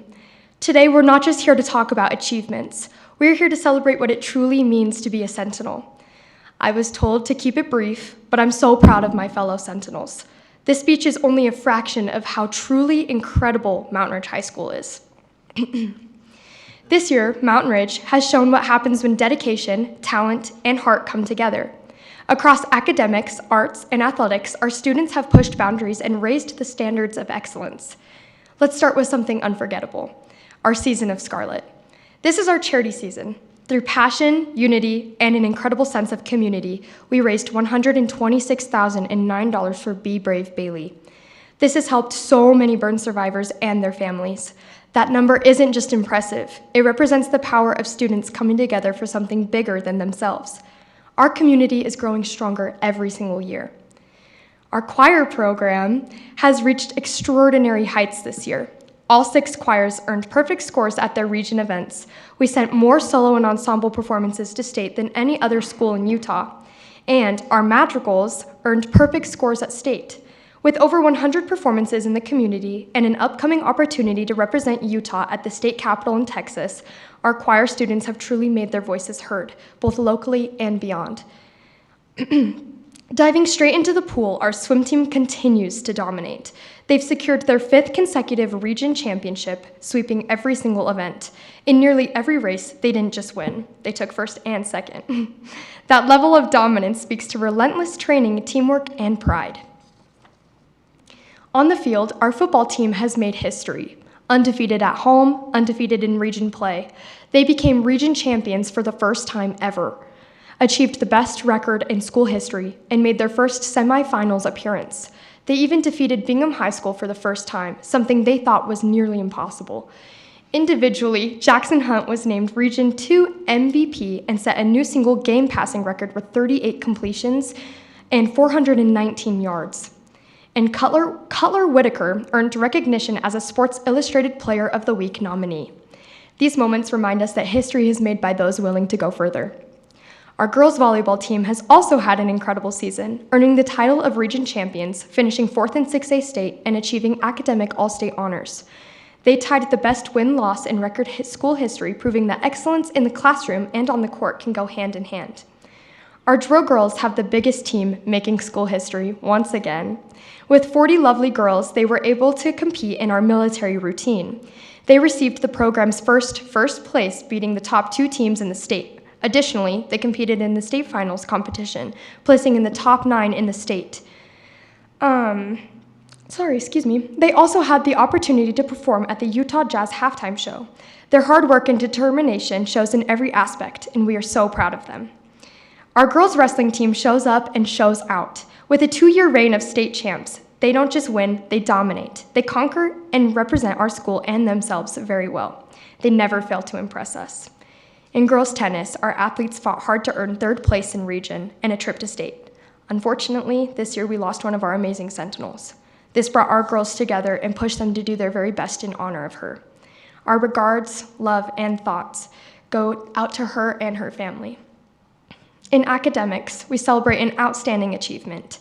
Brielle Goldbranson, one of our beloved madrigals, was named State Sterling Scholar for World Languages, an honor that reflects not only intelligence, but dedication and passion for learning. We are incredibly proud to call her one of our Sentinels. Our cheer team has competed at 4 local competitions and nationals in Orlando and qualified for state and placed top 3 at divisionals while also taking on 2 new divisions. Beyond competition, they supported our school by cheering at football playoffs and both boys and girls basketball games at the Huntsman Center. They hosted a mini cheer camp and stayed actively involved in the community. This year, Mountain Ridge DECA has achieved incredible success. We qualified 21 students to the International Career Development Conference. We've also completed 11 strong projects with extensive community involvement, showing that leadership goes beyond the classroom. 50% of the students who went to state became finalists. Our school earned a gold seal, and our chapter achieved gold-level recognition in both the DECA membership campaign and the DECA promotional campaign. With 180 registered members, Mountain Ridge High School stands proudly in the top 5 DECA chapters in the state of Utah.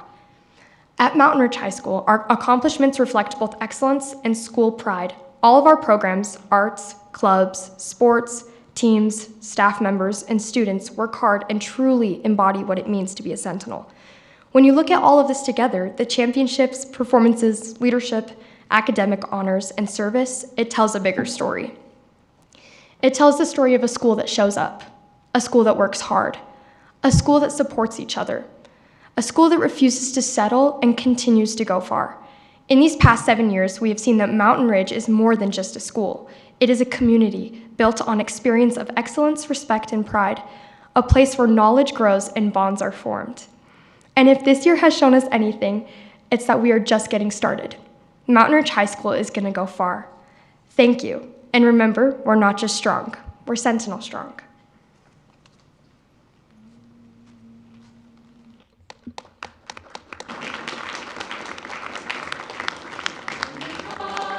Mountain Ridge fight, Mountain Ridge play with all your might. Sentinels go, Sentinels win, Sentinels find the strength within. Mountain Ridge Sentinels will lead the way together, stronger than the rest. Forever true we'll stay, red, white, and gray. Mountain Ridge High School, you're the best.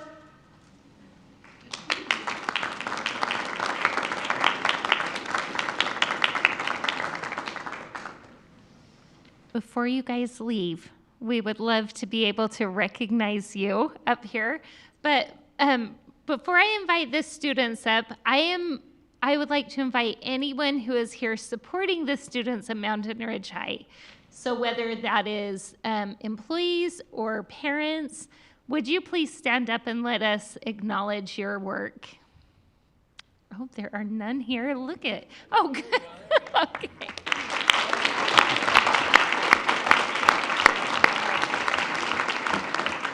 Thank you. You have a lot to be proud of. All right, students, we would love to thank you for being here and shake your hand. We also have a pin for each of you. If you are willing, will you please come over on this side of the dais and then just walk down the row and we'll give you a handshake. And we'd like to invite all of the students here from Mountain Ridge.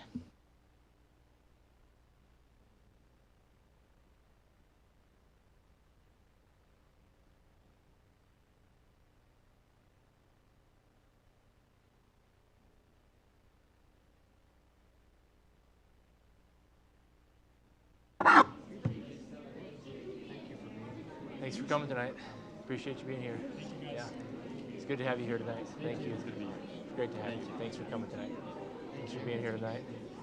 Appreciate you being here tonight. Thanks, Sydney. Good to see you here. Too. Thank you so much. Thanks for being here tonight. Appreciate you coming.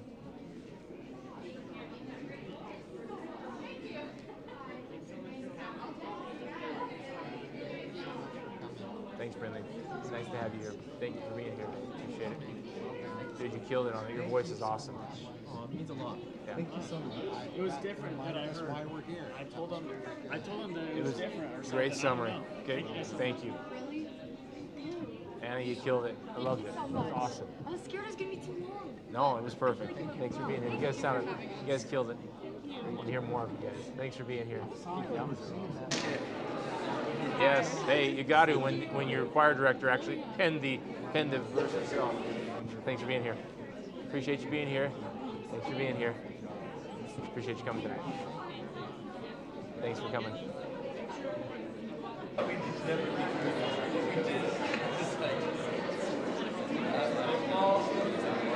Great to have you here. Thank you. It was wonderful. Thank you. Thank you. Thank you so much. Well done. Being here. Your outfit. Well, thank you. Thank you. Appreciate you being here. Thanks, Eli. Appreciate you being here. Thanks for being here. Max, thanks for coming tonight. Thanks for having us. Brandon, thanks for being here. Carter, nice job tonight. Eli, thank you. Thanks for being here. I know our volleyball only because my brother's on it. She's on screen. One of the best parts of our business meetings is being able to see these awesome schools. Thank you again for being here. Okay, let's move into board member recognitions.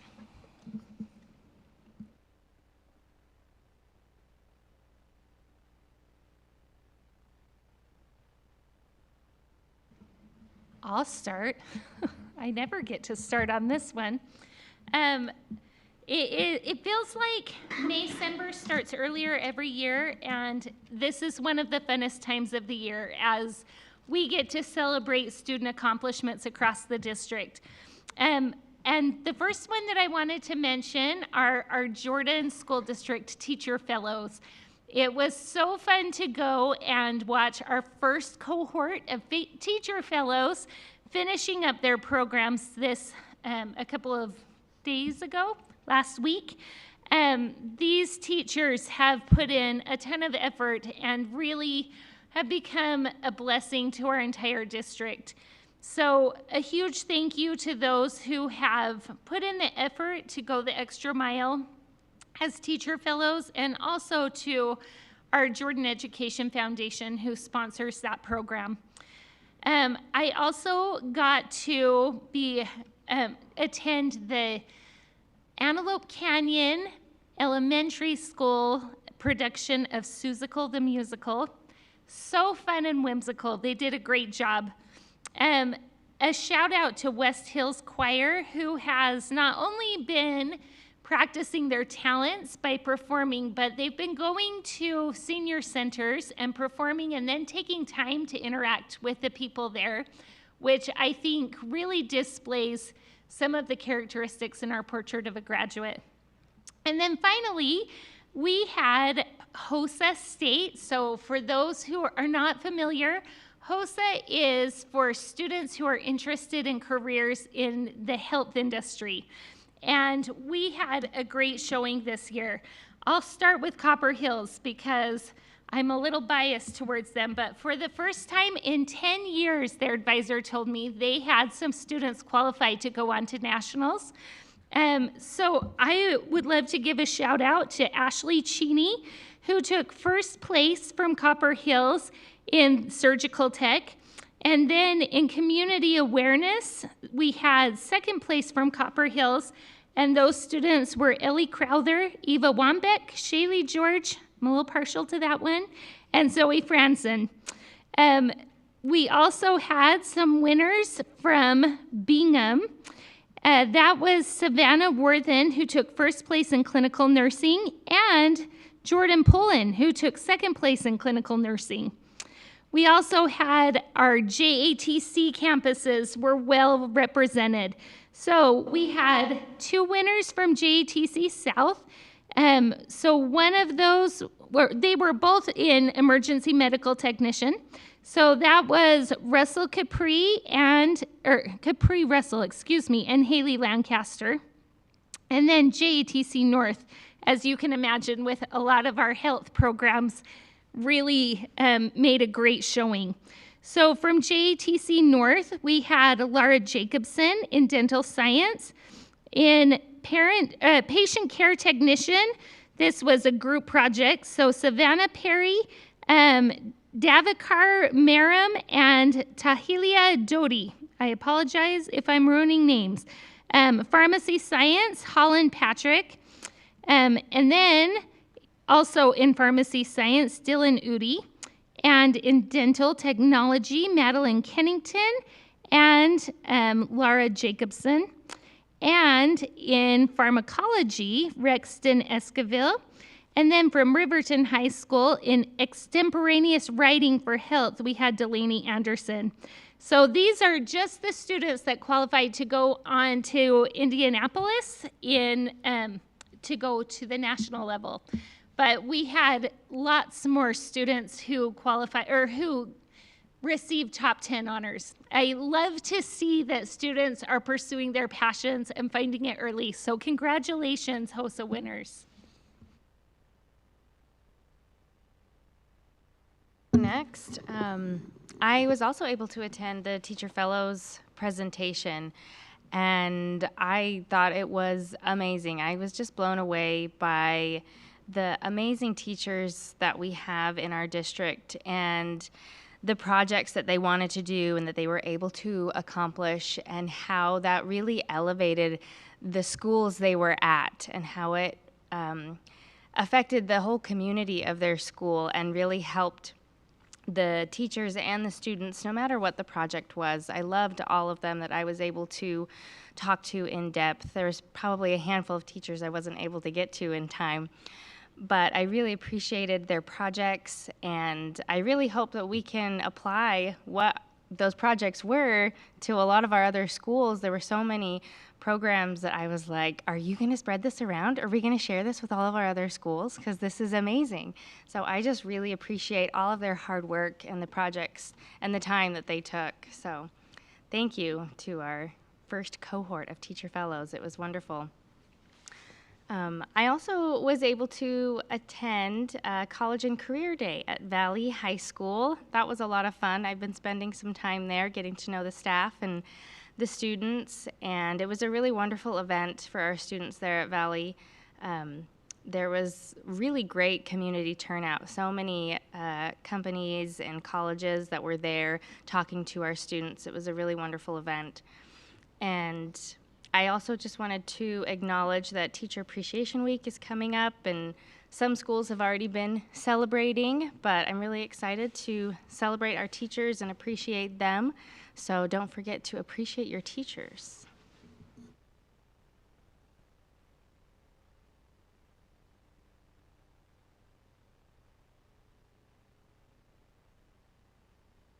Lots of exciting things in the district.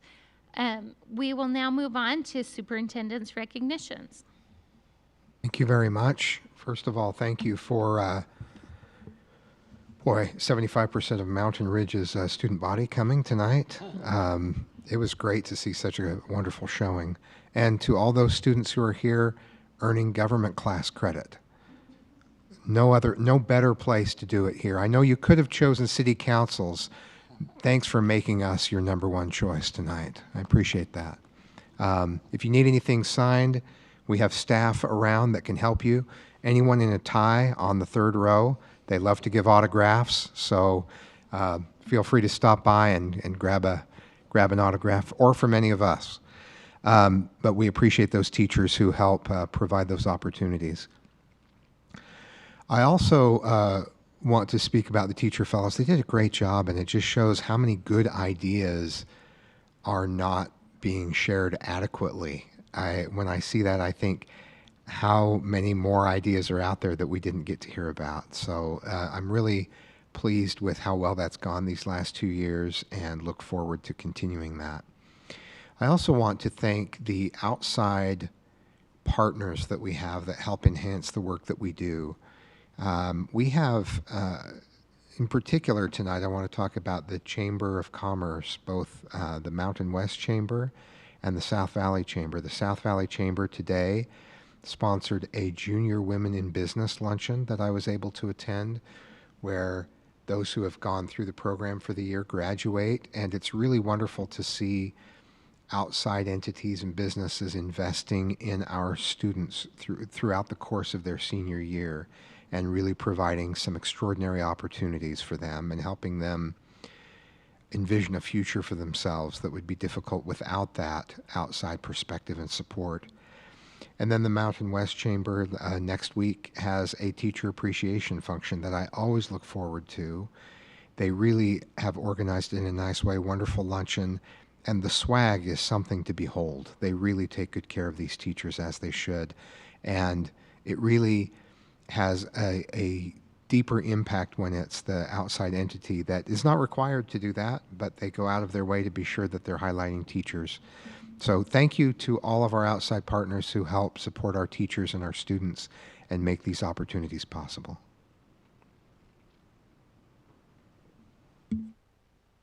Thank you. I feel like Dr. Godfrey is always somewhere. He stays so busy.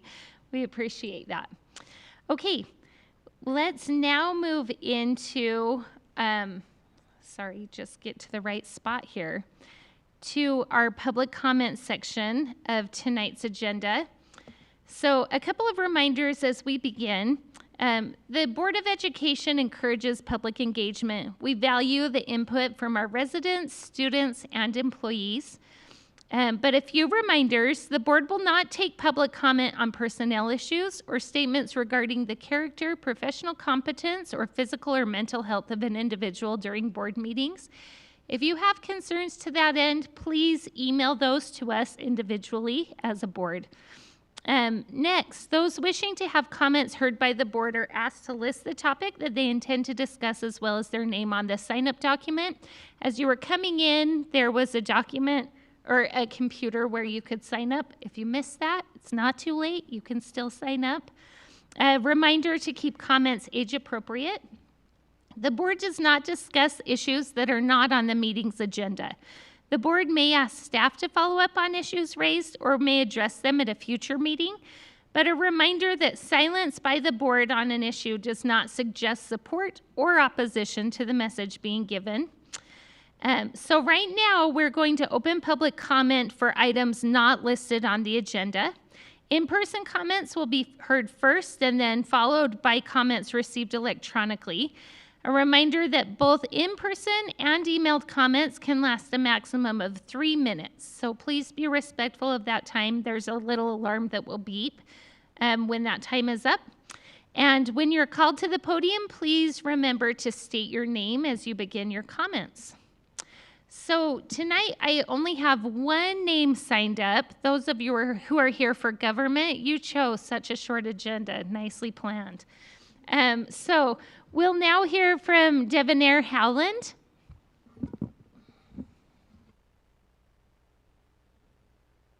Hello, my name is Devonair Howland. I am a kindergarten teacher in Harriman in the Jordan School District. and I'm here as the president-elect of the Jordan Education Association.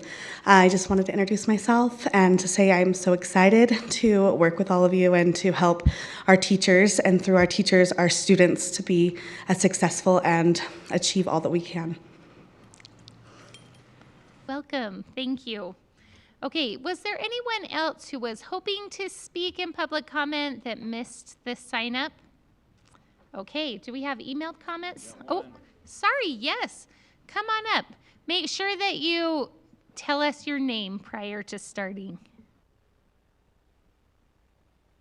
Hello, I'm Lauren Hawkins, and I just was noticing in all our schools that we don't have designated recycling bins or like compost bins. And I also noticed that a lot of our schools also have greenhouses. And so I think having compost bins could help engage the schools in greenhouse classes and stuff like that. So thank you. Thank you. Okay, do we have emailed comments?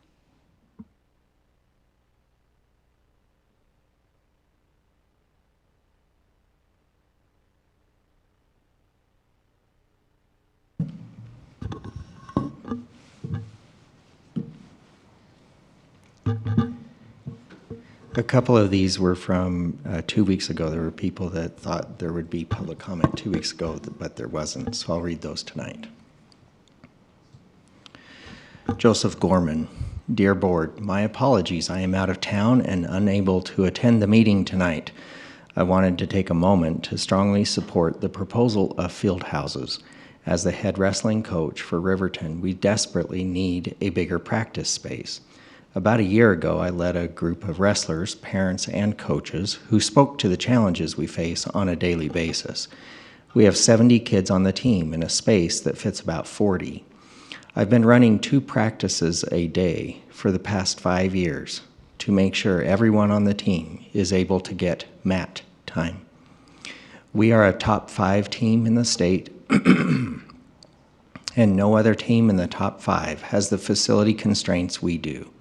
All those teams are able to safely fit their entire team into one room for one practice.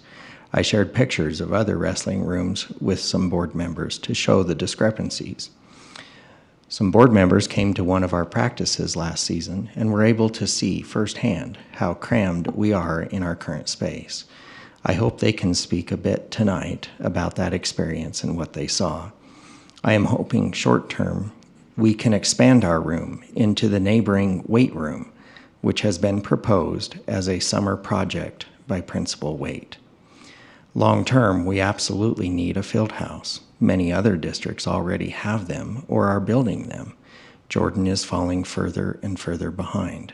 These spaces can be used to improve classes and academics, as well as athletics, PE, yoga, and EMR, among other classes use the wrestling room on a regular basis. Our girls' team is still confined to the tech atrium, so this would give them a space of their own as well. In conclusion, I really hope you will move forward with the field house construction.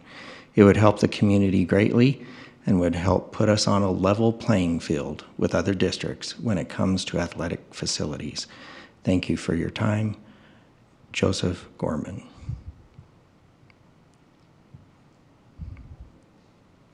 Jackie Barron.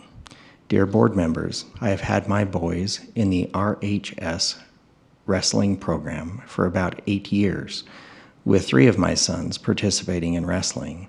The amount of growth we've seen with Coach Gorman has been incredible, and we have more than outgrown our wrestling facilities. I've had to split up practices because all the team members can't safely be in there at the same time. Still, they have very little room to move around. RHS Wrestling, under the direction of Coach Gorman, has become the coolest sport at Riverton. The youth program is booming, preparing state champs for years to come. Wrestling literally saved my oldest son's life as he dealt with self-worth and mental health programs.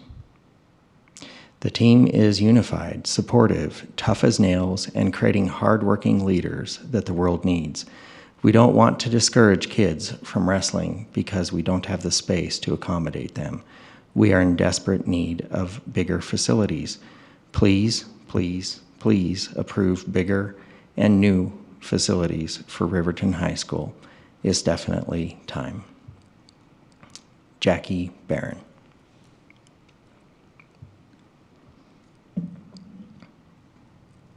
Chelsea Huntsman. Dear members of the Jordan School District Board, I am writing to you today to express a significant concern regarding recent administrative directives concerning the allocation of 7th period assignments for our educators. It is vital for the health of our schools and the morale of our staff that the board maintains the existing policy which grants principals the autonomy to manage their full-time equivalency, FTE, as they see fit. Providing teachers with the option to take on a 7th period is a multifaceted benefit to our district for the following reasons. Teacher retention and recognition. Many of our most stellar teachers actively want these additional periods. Allowing them to do so is a tangible way to show appreciation for their expertise and willingness to go above and beyond. It validates their hard work by fairly compensating them for their extra time. Fiscal responsibility. Utilizing current staff for 7th period is often significantly more cost-effective than hiring additional personnel to cover those sections, saving both the individual schools and the district's substantial funds. Principal autonomy. The current policy allows building leaders to make decisions based on the unique needs of their students and staff. When this autonomy is undermined by district-level pressure, it weakens the leadership structure within our schools. I am particularly concerned that new principals in our district may feel pressured to buckle to demands that contradict established policy. It is essential that our leadership feels empowered to push back against directives that do not serve the best interests of their specific school communities. I urge the board to reaffirm its support for principal-led FTE management and to ensure that 7th period opportunities remain available for the dedicated teachers who wish to pursue them. Thank you for your time and for your commitment to the teachers and students of the Jordan District. Thank you for advocating for teachers. Chelsea Huntsman.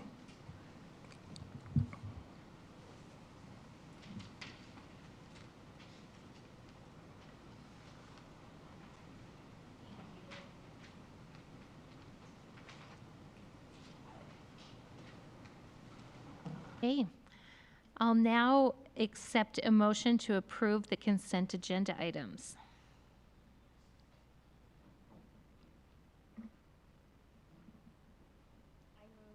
I move that we approve the consent agenda items, A through D.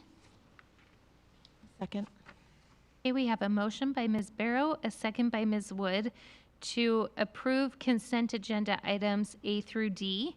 That is board minutes, Teacher and Student Success Act plans for 26-27 school year, school land trust plans for the 26-27 school year, and proposed revisions to the 26-27 school year calendars. Is there any discussion? I'll take just a moment to give a huge thank you to those parents who have worked on their school community councils to prepare the land trust plans. As a board, we read all of the TSSA plans and the land trust plans and recognize the amount of effort that goes into preparing those. And we are so grateful for the data-driven decisions that are happening inside of our schools. And then just a quick heads up on the proposed revisions to the school calendars. So we had an updated, or a law that passed in this last session requiring us to update a calendar that was previously published. That is just in regards to the Health and Wellness Day being moved to a Professional Development Day. So for those listening from home or confused, that's why that already approved calendar is back on our agenda. Okay, any other discussion? All right, hearing none. All in favor, please say aye. Aye. And any opposed? All right, motion carries unanimously. I move that we accept the Sorry, let me try that again. I move that we accept the consent agenda A through C expenditures, financial statements, and non-compliance report. Second. We have a motion by Ms. Wood, a second by Ms. Barrow, that we accept the consent agenda items A through C. Is there any discussion to that motion? Okay, hearing none. All those in favor, please say aye. Aye. And any opposed? All right, that motion carries unanimously. Are you taking motions on bids? Yes. I move that we accept the bid for legal services for the Board of Education.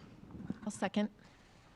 Okay, we have a motion by Ms. Dean, a second by Ms. Wood, that we accept the bid for our legal services for the Board of Education. Is there discussion to that motion? I will just add thanks to Mr. Paul Van Komen, who has done a wonderful job of keeping this district on track and making sure that we minimize spending money that should go to students in the courtroom. So we're very grateful for his work and grateful to be able to continue to work with him. All right. All in favor of that motion, please say aye. Aye. And any opposed? All right, the motion carries unanimously. I move that we approve the bids for Career and Technical Education, Apple Computer Labs, and HP Computer Labs. Okay, we have a motion by Ms. Barrow, second by Ms. Wood, that we approve bids for CTE Apple Computer Labs and HP Computer Labs. Is there discussion to that motion? Hearing none. All in favor, please say aye. Aye. And any opposed? Right, that motion carries unanimously. I move that we approve the bid for Student Services Panorama Annual Contract License.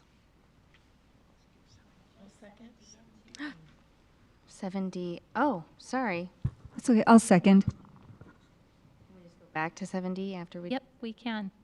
All right, we have a motion by Ms. Barrow, second by Ms. Dean, that we approve the bid for Panorama Annual Contract Licenses. Is there discussion to that motion? Hearing none. All in favor, please say aye. Aye. And any opposed? Okay, that motion carries unanimously. I move that we accept the bid for Pharmacy Benefits Manager. I'll second. A motion by Ms. Dean, second by Ms. Wood, to approve the bid for Insurance Services Pharmacy Benefits Manager. Is there discussion? I need to hear a little bit about this one, primarily because of the cost. I don't understand exactly what we're paying for. A pharmacy benefits manager, you might look at it as the administrator of pharmacy claims. So if, as an employee goes to a pharmacy and receives one of their prescriptions, the pharmacist puts it in, and that is run through a system through an administration company that then connects that up with the data on your deductibles, your co-pays, out-of-pocket maximums. It's up to, connects it with our insurance plan. And so the dollar amount is very large because it includes every single prescription we pay for across the district for 5 years. That's why. It's not, all of that money is not going just to them to do this. It's, but that's the money for prescriptions that's being, that flows through. Yeah, it's not just a software subscription. It includes the actual prescription itself, the medication. Yes. And it's for So- 3 years or for 5 years? Thought it said Oh, 3. 3 years, sorry. Yeah, great correction. It's a, yeah, it includes all those pharmacy payments. And so they're including, they're estimating, it's an estimation on how much we anticipate we'll be purchasing. Yes. Yep. All of the employees of the district who have health insurance. Yep, so anyone who has a prescription they fill is part of this. Yep. That's why it's $11 million a year. That's how much our employees spend on medication. Okay. A lot of aspirin.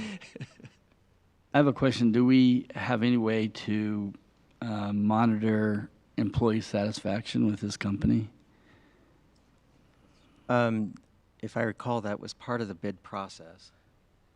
I may ask the director of insurance to come up and help me with that, but we do have a insurance advisory committee that's been established for many years now, where we have 3 licensed employees, 3 ESP employees, and 3 administrator employees that come and talk about different challenges or concerns they have with our medical plan, including pharmacy.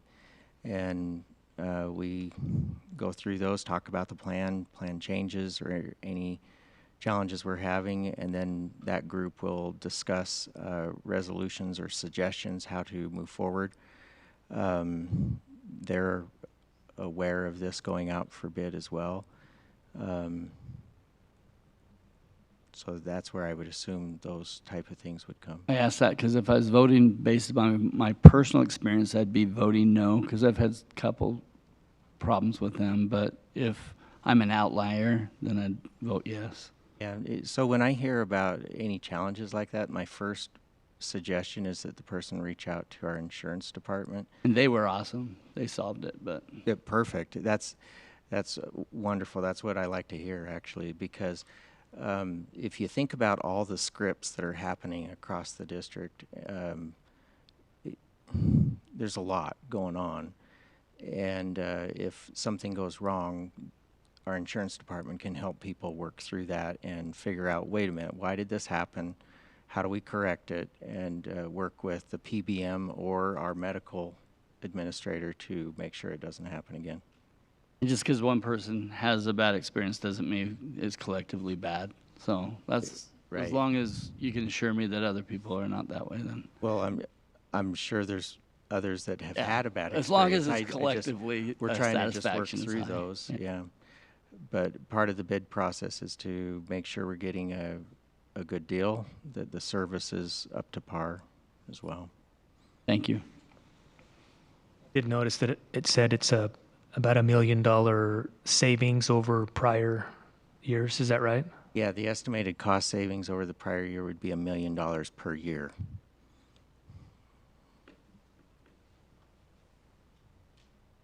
But this is not the first time that we've contracted through Express Scripts, right? That's correct. Yeah, we've used them before. Outbid themselves this year? Say that again? Sorry? Just outbid themselves this year? How are we saving if it's the same company? Yeah, well, the cost of prescriptions are constantly changing. That's something I've learned in all of this, is that a prescription is not a static price. A prescription will change its price daily, and it's moving. And so part of this renewal is resetting all of those to new rates and new programs that are available to lower costs. There are new prescriptions, new drugs, if you will, available every year.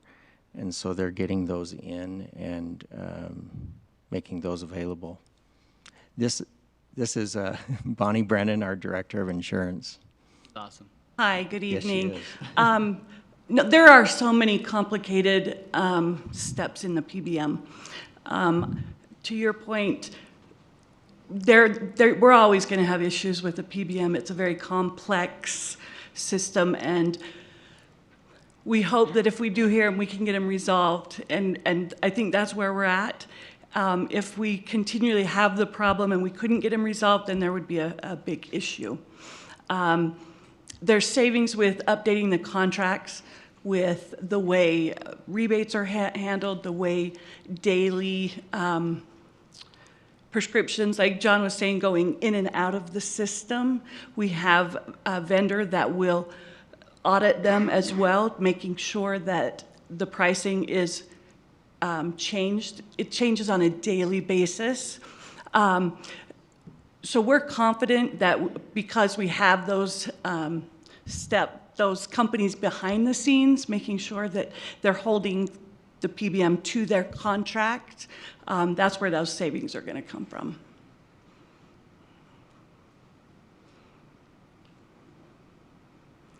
Other questions? All right, hearing none. Those in favor of the motion, please say aye. Aye. And any opposed? Okay, that motion carries unanimously. I move that we approve the bid for facility services remodel portable classrooms at multiple locations. Second. We have a motion by Ms. Dean, second by Mr. Barnett, that we approve a bid for remodeling portable classrooms at multiple locations. Is there discussion to that motion? I have a question. I'm curious why we contract out instead of doing this in-house, whether through students or through our own employees.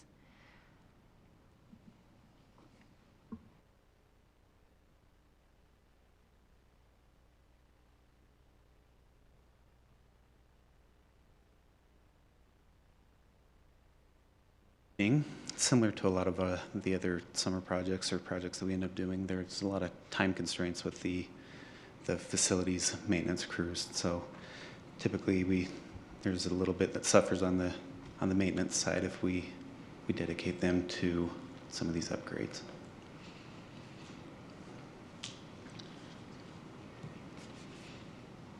Any other questions? All right, hearing none. All those in favor of the bid, please say aye. Aye. And any opposed? Okay, I move, motion carries unanimously. Sorry. I'm sorry, okay. Can I make a motion? Please. Okay. I move that we accept the bid for facility services shade canopies at Bingham and West Jordan High Schools. Second. A motion by Ms. Dean, second by Ms. Barrow, to approve a bid for shade canopies at Bingham and West Jordan High School. Any discussions to that motion? I have some big concerns with this. Give me just a minute, and I'll try to express them as best as I can. So, covering playgrounds with shade canopies. This came up. This item came up. My understanding, it came up because a small child burned their foot on a hot playing surface. And this is the solution that we're offering for that scenario. I'm interested in addressing the issue, but I don't think spending $140,000 for a shade canopy at one school and $140,000 for a shade canopy at another school is the best solution to this particular problem. And part of the rationale is we have, I think, over 100 playground areas.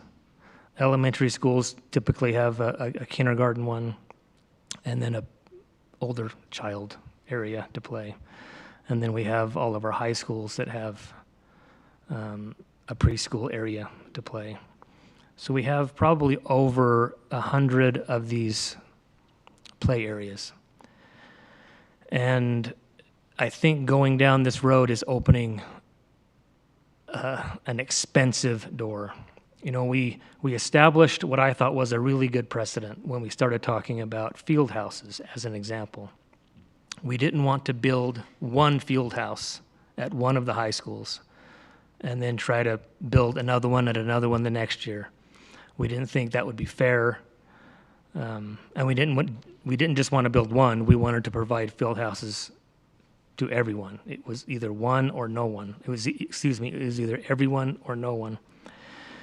So what is our plan if we approve this bid, and then 100 other playgrounds want a play set or a shade canopy over their play set for $140,000? It's about a $14 million vote is what we're doing right now. It's not a $280,000 vote. It's a $14 million vote. I think there are other solutions that are much more affordable than building a play structure. Here's just some examples. Don't allow children to go out and play on play structures when it's hot and sunny outside. Another option would be to place teachers at these play structures and making sure that they're gauging the temperature and that children have their shoes on, you know, those types of things, overseeing it. Another option would be to give each of the schools one of these little heat guns where you point it at something and it tells you how hot it is. And if it's over a certain temperature, you know, then you don't allow children. And maybe schedule playtime outside in the morning up until maybe noon when it's not so hot. Those are the types of things I would rather discuss rather than just jump to this $140,000 solution. So. And I have a question that maybe somebody from facilities could answer. I'm curious if the daycare, preschool playgrounds at the other high schools have some sort of shade structure. Currently, we have a shade structure at Copper Hills High School. To my knowledge, that's the only one that we currently But in the have for that. justification letter, it says that the other ones are put within walls, so they're already covered. Is that? So there are a couple. These are south-facing play areas, which increases the heat just a little bit. I think that's where some of the concern is coming from with the request for the canopy. Do we know what other sides the other preschools are facing? Like, are they on a north side? Are they on a west side?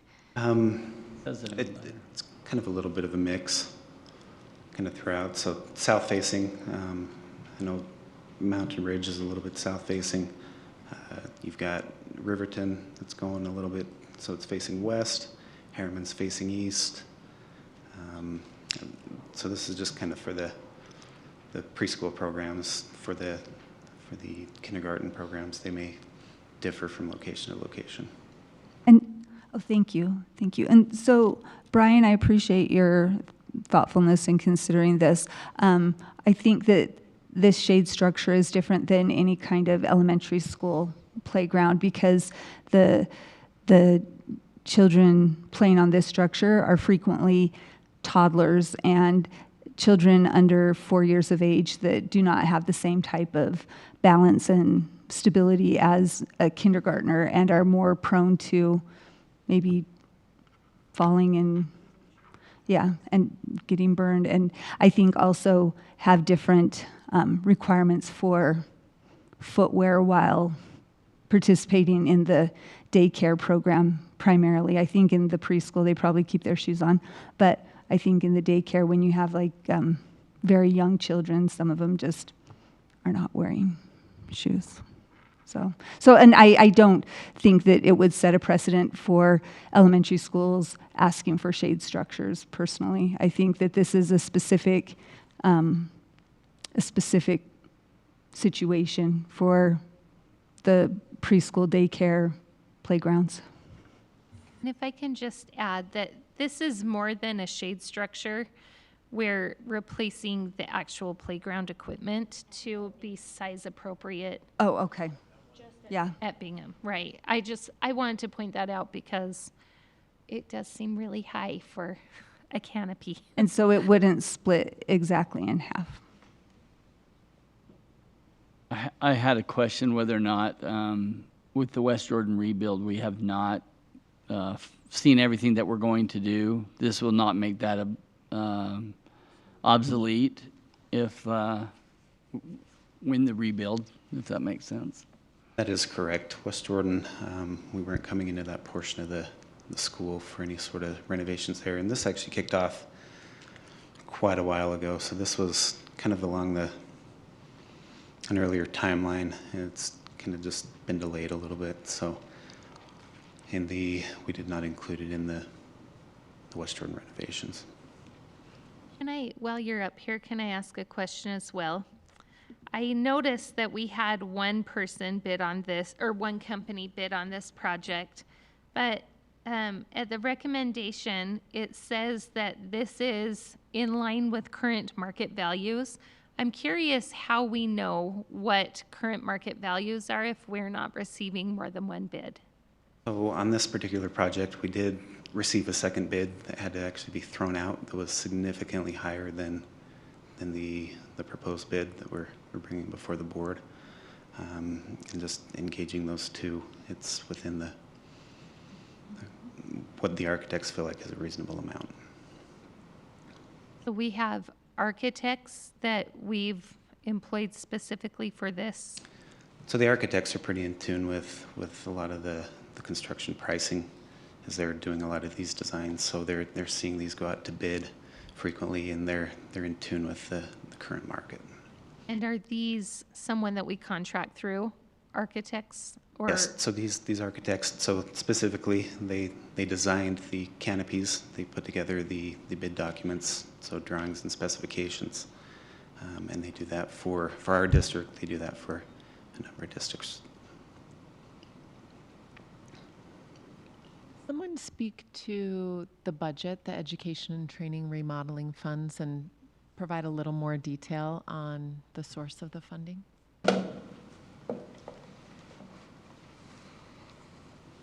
Thank you for the question. And maybe just to clarify a couple things Brian said as well, we have employed the use of heat, temperature guns. We've trained staff to watch the temperature of both in the winter time as well in the summer, in the hotter months, so that we are monitoring. But I appreciate, Ms. Steen, your comments that these are young children, and part of the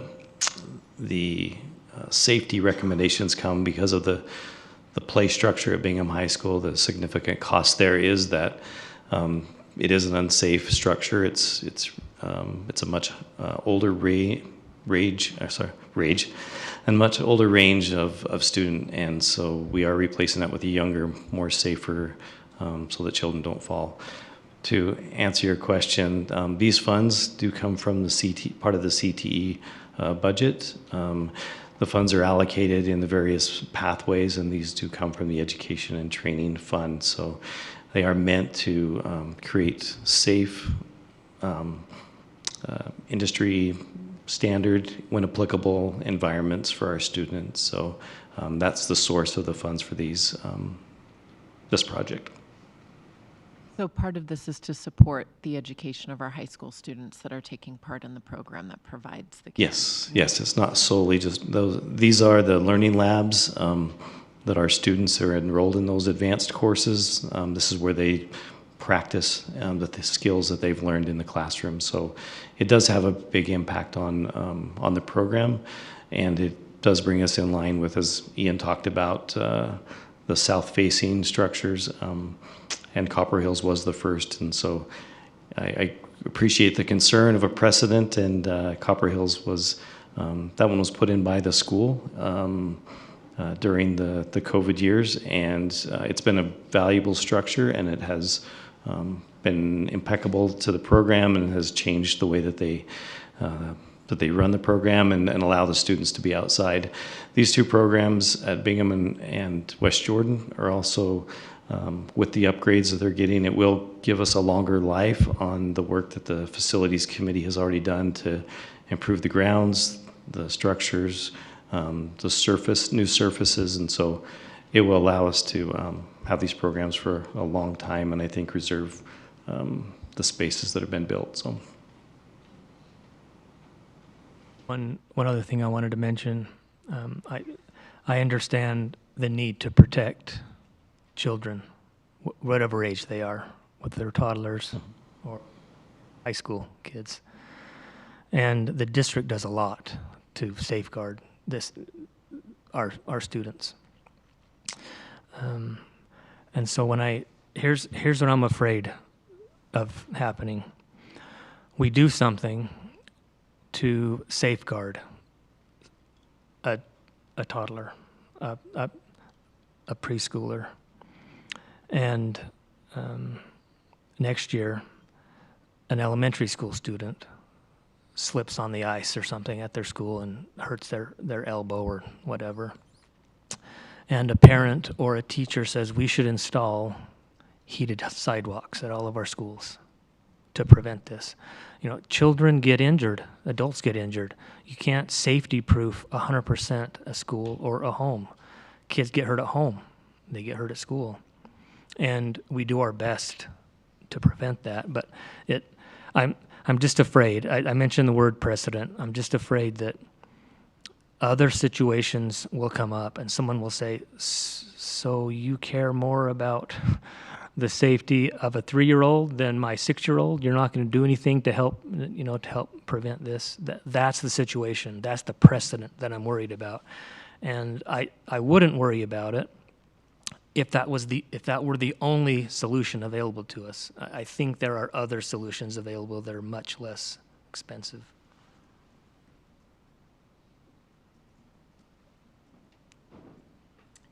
Other discussion? All right, hearing none, let's move to a vote. All in favor of the motion, please say aye. Aye. And any opposed? Nay. Right, that motion carries with a vote of 6-1, the dissenting vote being Mr. Barnett. Okay, take another motion. I move that we accept the bid for facility services, boiler replacement at South Hills Middle School and Bluffdale Elementary School. Second. A motion by Ms. Barrow, second by Ms. Wood, to approve a bid for boiler replacement at South Hills Middle School and Bluffdale Elementary School. Is there discussion to that motion? Hearing none. All those in favor, please say aye. Aye. And any opposed? That motion carries unanimously. I move that we approve bids I and J, emergency power to IT closets at multiple locations, packages 2 and 3. We have a motion by Ms. Dean, second by Mr. Barnett. Oh, sorry. Ms. Wood. Oh, my glory. Sorry. Ms. Wood, I was looking at you. I just didn't say the right name. For item 7I and 7J, emergency power to IT closets. 7I is bid package 2 and 7J is bid package number 3. Is there discussion to that motion? Hearing none. All in favor, please say aye. Aye. And any opposed? Right, that motion carries unanimously. We will now move into our special business items. The first item this evening is our budget hearing, and this is a recommendation to approve an amended budget for the 2025-26 fiscal year. Mr. Dunford and Mr. Larson. Years ago, we would approve a budget in June and all of the amendments that happened for the previous year at the same time. And the board felt like that's a lot of amendments to approve once. We requested that we have 3 budget hearings during the year. So the budget hearing in June is kind of the one where we are required to submit a budget. But the problem is we're just barely getting that information, and so we kind of really throw the amount into placeholding budgets. We don't have an opportunity to kind of spell out the details. So the December budget hearing is kind of the reworking of our budget to say, okay, now we've put all of that into the different categories where it belongs. April budget is just a few carryovers. It's not a major one. We don't have a lot of changes this time. And then the June budget hearing is in preparation for the new budget. So this won't take a long time, but there are a few minor changes that we are amending to the budget. And for those, I'll turn the time over to Mr. Larson. Thank you. So you have the budget document in front of you, and the change from the original budget to this new amended budget. We are proposing an amended budget for local revenues of $5.9 million coming in. Much of that is interest that was not anticipated a year ago when we thought interest would be falling. as well as some property tax collection increases as well that will be offset by state revenue losses, because if we collect more in property tax, the state gives us less state money. State revenues are amended to go up 18 million. This is a large change here. This one is, it does have some negatives in here due to that property tax increase, so offsetting and decreases for that. But it does have quite a few program updates that are coming through for carryovers that we need to bring into play on a lot of the grants. So just to reiterate that from prior years, when we have a grant, say for $5 million to do X, Y, or Z, we budget all $5 million to be spent, but that grant period may have a period of availability, is what it's called, or a grant period of 2 years. So we'll budget the entire $5 million of revenue and the $5 million of expenses in the current year, but maybe all $5 million are not spent in that year, and so then the following year budget needs to be amended to increase the revenue and the expenditure for the amount of that carryover grant budget. And we do have quite a few of those, about $14 million, it looks like. CTE, TSSA, preschool, comp guidance, at risk, concurrent enrollment, BTS, advanced placement, land trust, and so on. So those adjustments are being done in this budget. So that increase in state revenue for those grants to go up will have a corresponding increase in the expenditures down below. Next on the list, though, is federal revenue, and really the large one here, the change here among many, but the largest is going to be Title I. Title I revenues going up a little over $3 million. Moving down into the expenditure areas, the instruction line item has the single largest change on it. This is due to, and we went over some of these in December, but just to reiterate, so because you're seeing the accumulation of these changes. In the June hearing, there is a extra budget put into teacher salaries to make the unassigned balance zero, and that is reversed later. That is $41.2 million of a reduction to the instruction line on here. That's why the instruction line is showing a $28.9 million decrease, is mostly because of that unassigned change happening at this time. It is offset by many grants that I just mentioned earlier. So TSSA, Title I,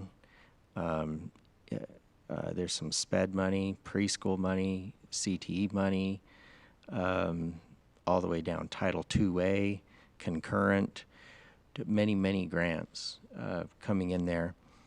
This is also the budget, I'll add here, that the April budget hearing is where we have the cumulative effect of having gone through name by name, account by account, looking at every person's change for salary adjustments, for health insurance adjustments, to make sure it's all taken care of.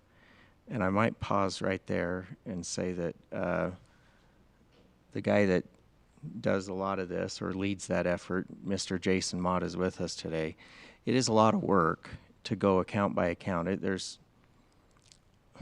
I can't remember how many thousands of accounts, but to say 10,000 accounts, budget accounts, I think would be conservative. And then name by name. Now, we have computer systems to help us with that, of course, but that's part of the process that's netting on all of this against that $41.2 million on instruction. So I'm just going to pause there to be sure. So if a teacher changed insurance, maybe they Maybe they have a family plan now, and so there's a little more being anticipated spent there by the district. That's now being captured here and put in to that instruction line. Those changes will also repeat themselves throughout every employee or account code in each of these other sections going down. So we have support services for students with an increase of 10 million. A lot of that again is grants. Then we have instructional staff, which is much of that is also grants. Then we have some little tiny changes that come into these other areas, district administration, school administration, just some of that fine tuning. And I appreciate Mr. Dunford's intro here, because the June hearing, what you said is absolutely right. There isn't enough time to do that name by name, account by account for the projected budget for next year, for the now I forgot the term for it, proposed budget for next year. And so those are captured in mass, and we put those in, and now in April is when they're split out. That in mass piece is removed and is done name by name throughout all these. That's why you're seeing some really small changes and some other larger ones that have more grant-based changes on them. So the net is going to be a change in activity of lowering the proposed budget loss from $70 million to a $21 million loss for the year.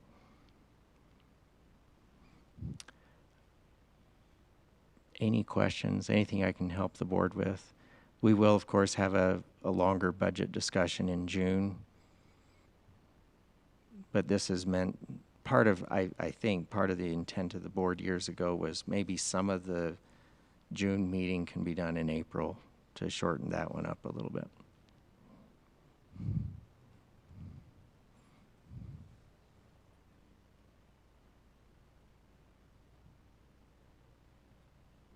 Sounds like a good description. No questions. Thank you. Thank you. All right. Is there anyone in the public here to speak to this budget hearing agenda item? All right, hearing none, I'll take a motion. I move that we approve the amended budget for the 25-26 fiscal year. I'll second. A motion by Mr. Dunford, a second by Ms. Wood, that we approve the amended budget for the 2025-26 fiscal year.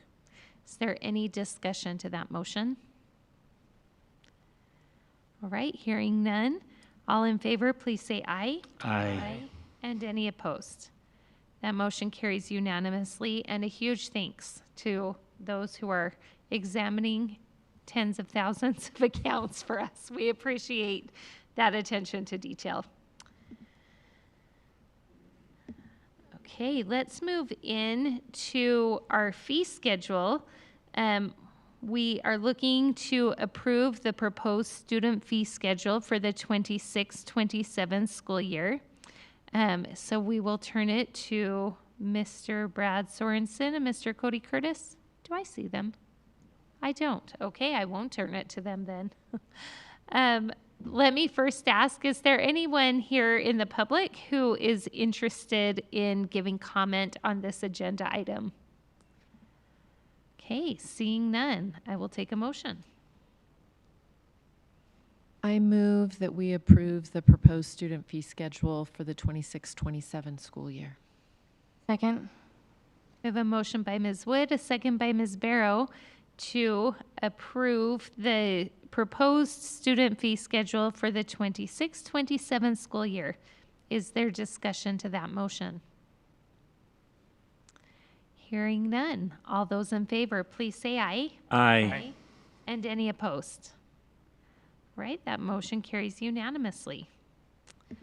Let's move on to a recommendation to approve our calendar for the 27-28 school year.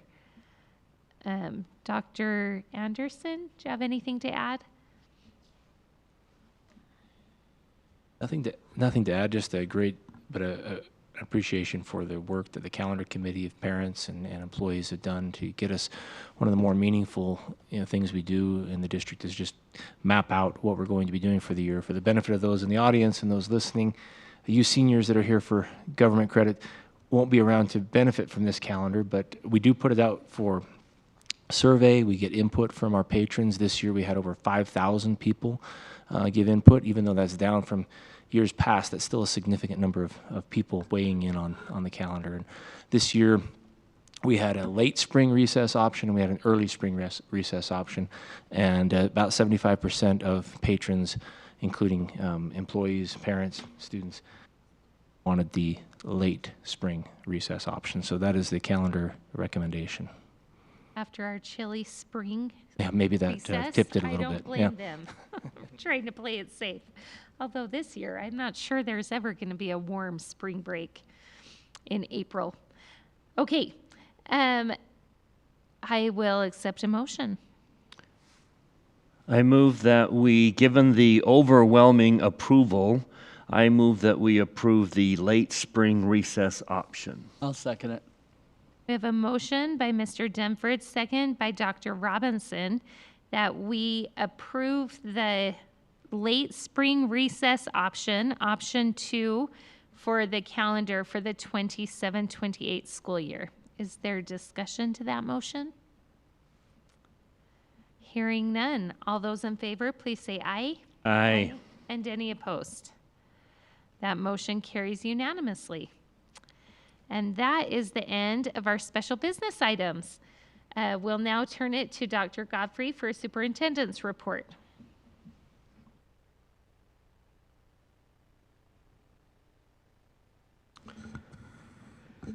Thank you.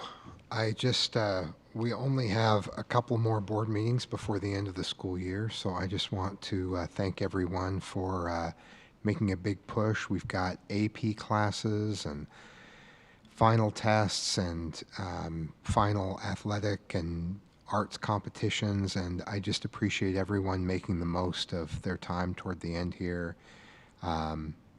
Teachers that are providing extra study sessions after school on weekends to try to get those AP scores up, and I just really appreciate all of the hard work. The end is coming and it's worth it, and thank you to everyone who's making it such a wonderful year. This has been a great year. And the other thing I want to mention is we really have tremendous positive results in our third quarter goals. I think we talked about quarterly goals for kindergarten, and we have really had a lot of positive results. Our third quarter data, I just want to read a little bit to you. Last year, 28.5% of students in kindergarten could read 10 whole words. This year, 45%. Now, that goal is set based on what we learned from other districts. It's those whole words. It's making sure that we stretch students. So the top schools for whole words read are Eastlake at 92.5%, Westland at 83.1%, Harriman at 79.5%, Blackridge at 76.6%, and Aspen at 72.4%. And we'll talk about more of the great accomplishments on our quarter 3 goals in future meetings, but because there's a lot to talk about, so I'll keep trickling it through. But it's just really exciting to see these results and students rising to those expectations. And teachers are doing such great work in all grades, but it's fun to highlight this with Planet Kindergarten. So thank you to all those who are 39, 38. somewhere in the 30s. Yes, that's right. So thank The you. fifth grader who's the class of 33, so. Class of 33. Wow. Thank you. Thank you. That's exciting. I remember when the goal of kindergarten was to recognize letters. Now they're reading whole words. So the goalpost is definitely moving. All right. Let's move into committee reports and comments by board members. Facilities Committee will be meeting this Thursday. So there's nothing to update you on today. You're about to see the work of the Finance Committee. We'll spend a lot of time working on that. I do want to report on Utah High School Activities Association. We have set a minimum for the 6A reclassification at 21 teams. That's been a major problem over the last classification, only having 17 6A teams. We have structured it so that we will just lay it out statistically. This is much more of a statistical analysis and less of an objective one or a subjective one. And so we will see no less than 21 teams in 6A, which is a great victory. Secondly, we now have an additional moratorium during the summer. We've always had Thanksgiving and Christmas and New Year's Day, and now we've renamed the summer moratorium to Independence Day. Those are the ones that we've always had. As of this next year, we will have an additional summer moratorium, which includes 7 days from a Monday to Sunday that each school can pick for themselves. We prefer a whole school moratorium, but they do have the option of choosing a sport by sport moratorium. But every school now is required to have an additional moratorium during the summer. And that's my report from High School Activities Association. So the moratorium requirement increased by 2 weeks in the legislative session? 1. 1 week. And that's cumulative throughout the whole year. Yes. Is that right? Yes. Okay, thanks. Government relations. Next week, we will be meeting with a couple of our legislators, Senator Fillmore and Representative Miller. Looking forward to spending some time with them, talking about prospective bills for next session, as well as talking about some of our priorities, including the field house, getting their sense of that. For GIAC, just a reminder, also next week on Thursday evening, we have 2 events. The LCS Multicultural Senior Night at Bingham High School from 6 to 8. And that same night, the Native Community and Senior Night, an hour earlier, starting at 5, wrapping up at 7:30, and that'll be at West Jordan Middle School. The following week, so 2 weeks from now, mark your calendars for May 13th for the Family Engagement Center Certification Night to celebrate those who have completed their certification from 6 to 7:30 p.m. at Sunset Ridge Middle School.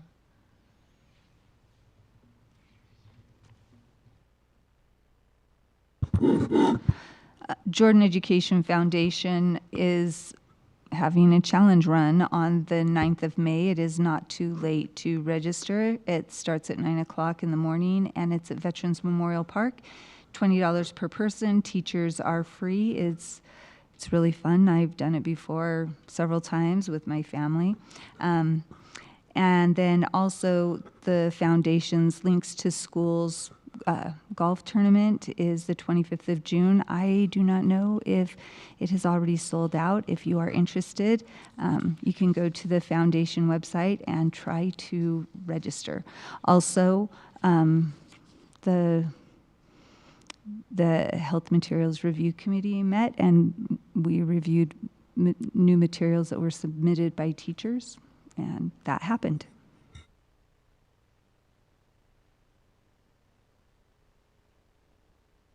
Right. I will report on JLC and USBA. Both met. JLC is working on legislative priorities for the upcoming delegate assembly meetings. So if you recall, there's a pre-delegate assembly meeting that is on Friday, June 5th. That is where everyone who would like to come is invited. And at this one specifically, we will have a panelist of legislators and some pre-submitted questions.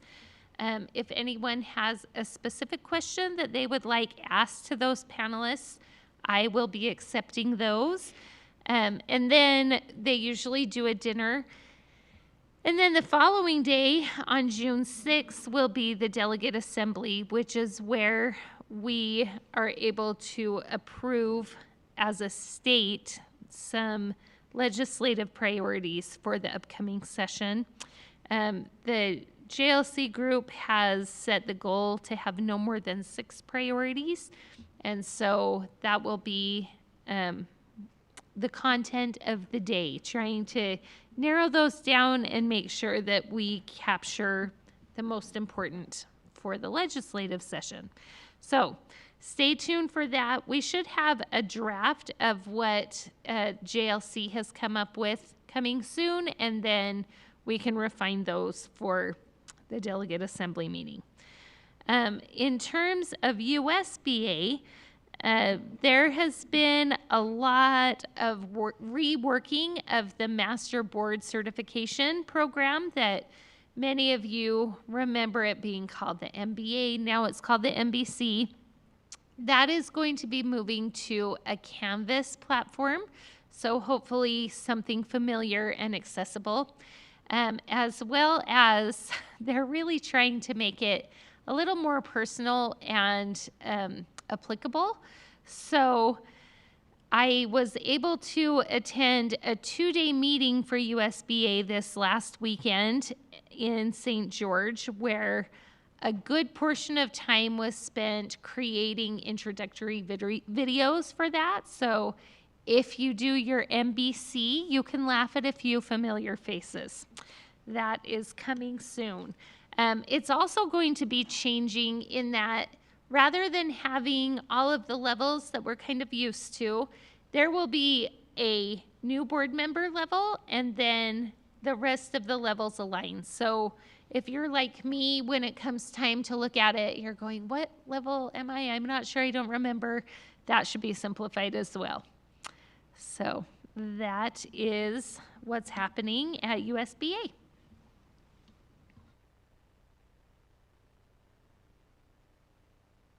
Going to make a comment that I forgot to mention earlier, but we do have our high school art show going on at the Old Dome the Old Dome Meeting Hall in Riverton City. I know that it's open certain hours, so you'll need to check the website. And then the middle school art show is at the Viridian Center at West Jordan, right outside the library. But I always love going to our student art shows. I wanted to go to the open house they had for high school, but I wasn't able to attend this year. But I really do love going and seeing the art that our students make. It's very inspiring and inspires me to set aside time to do art. So I encourage you all to go and see those art shows. Thanks for mentioning that. I will shout out. I went to the one for high school students, their open house, and it is just so fun. Like the videos, they've added videos. I don't know if it's new, but it's really fun to see all of the mediums that the students are using. So thanks for bringing that up.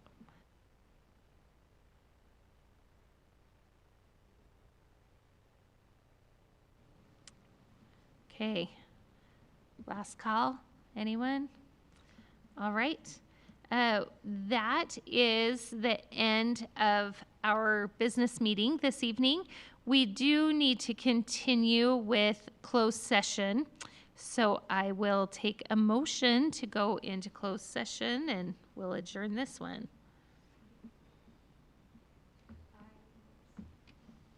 I move that we go into closed session for character and competence of individuals, property, potential litigation, negotiations, and security. And upon the end of our closed session, we will adjourn. Okay, we have a motion by Ms. Barrow, second by Dr. Robinson to go into closed session. And following that closed session, we will adjourn this business meeting. So I will take a roll call vote. Dr. Robinson? Yes. Mr. Dr. Dunford? Dunford, you can call me I like Dr. Dr. Dunford. That sounds Yes. good. Mr. Burnett? Yes. Ms. Barrow? Yes. Ms. Wood? Yes. Ms. Dean? And I am also a yes. So we are in closed session. Thank you so much to those who attended in person and from home. We hope you have safe travels. And if anybody needs signatures for Nope. your government classes, let us know. We can help. Watching you do it.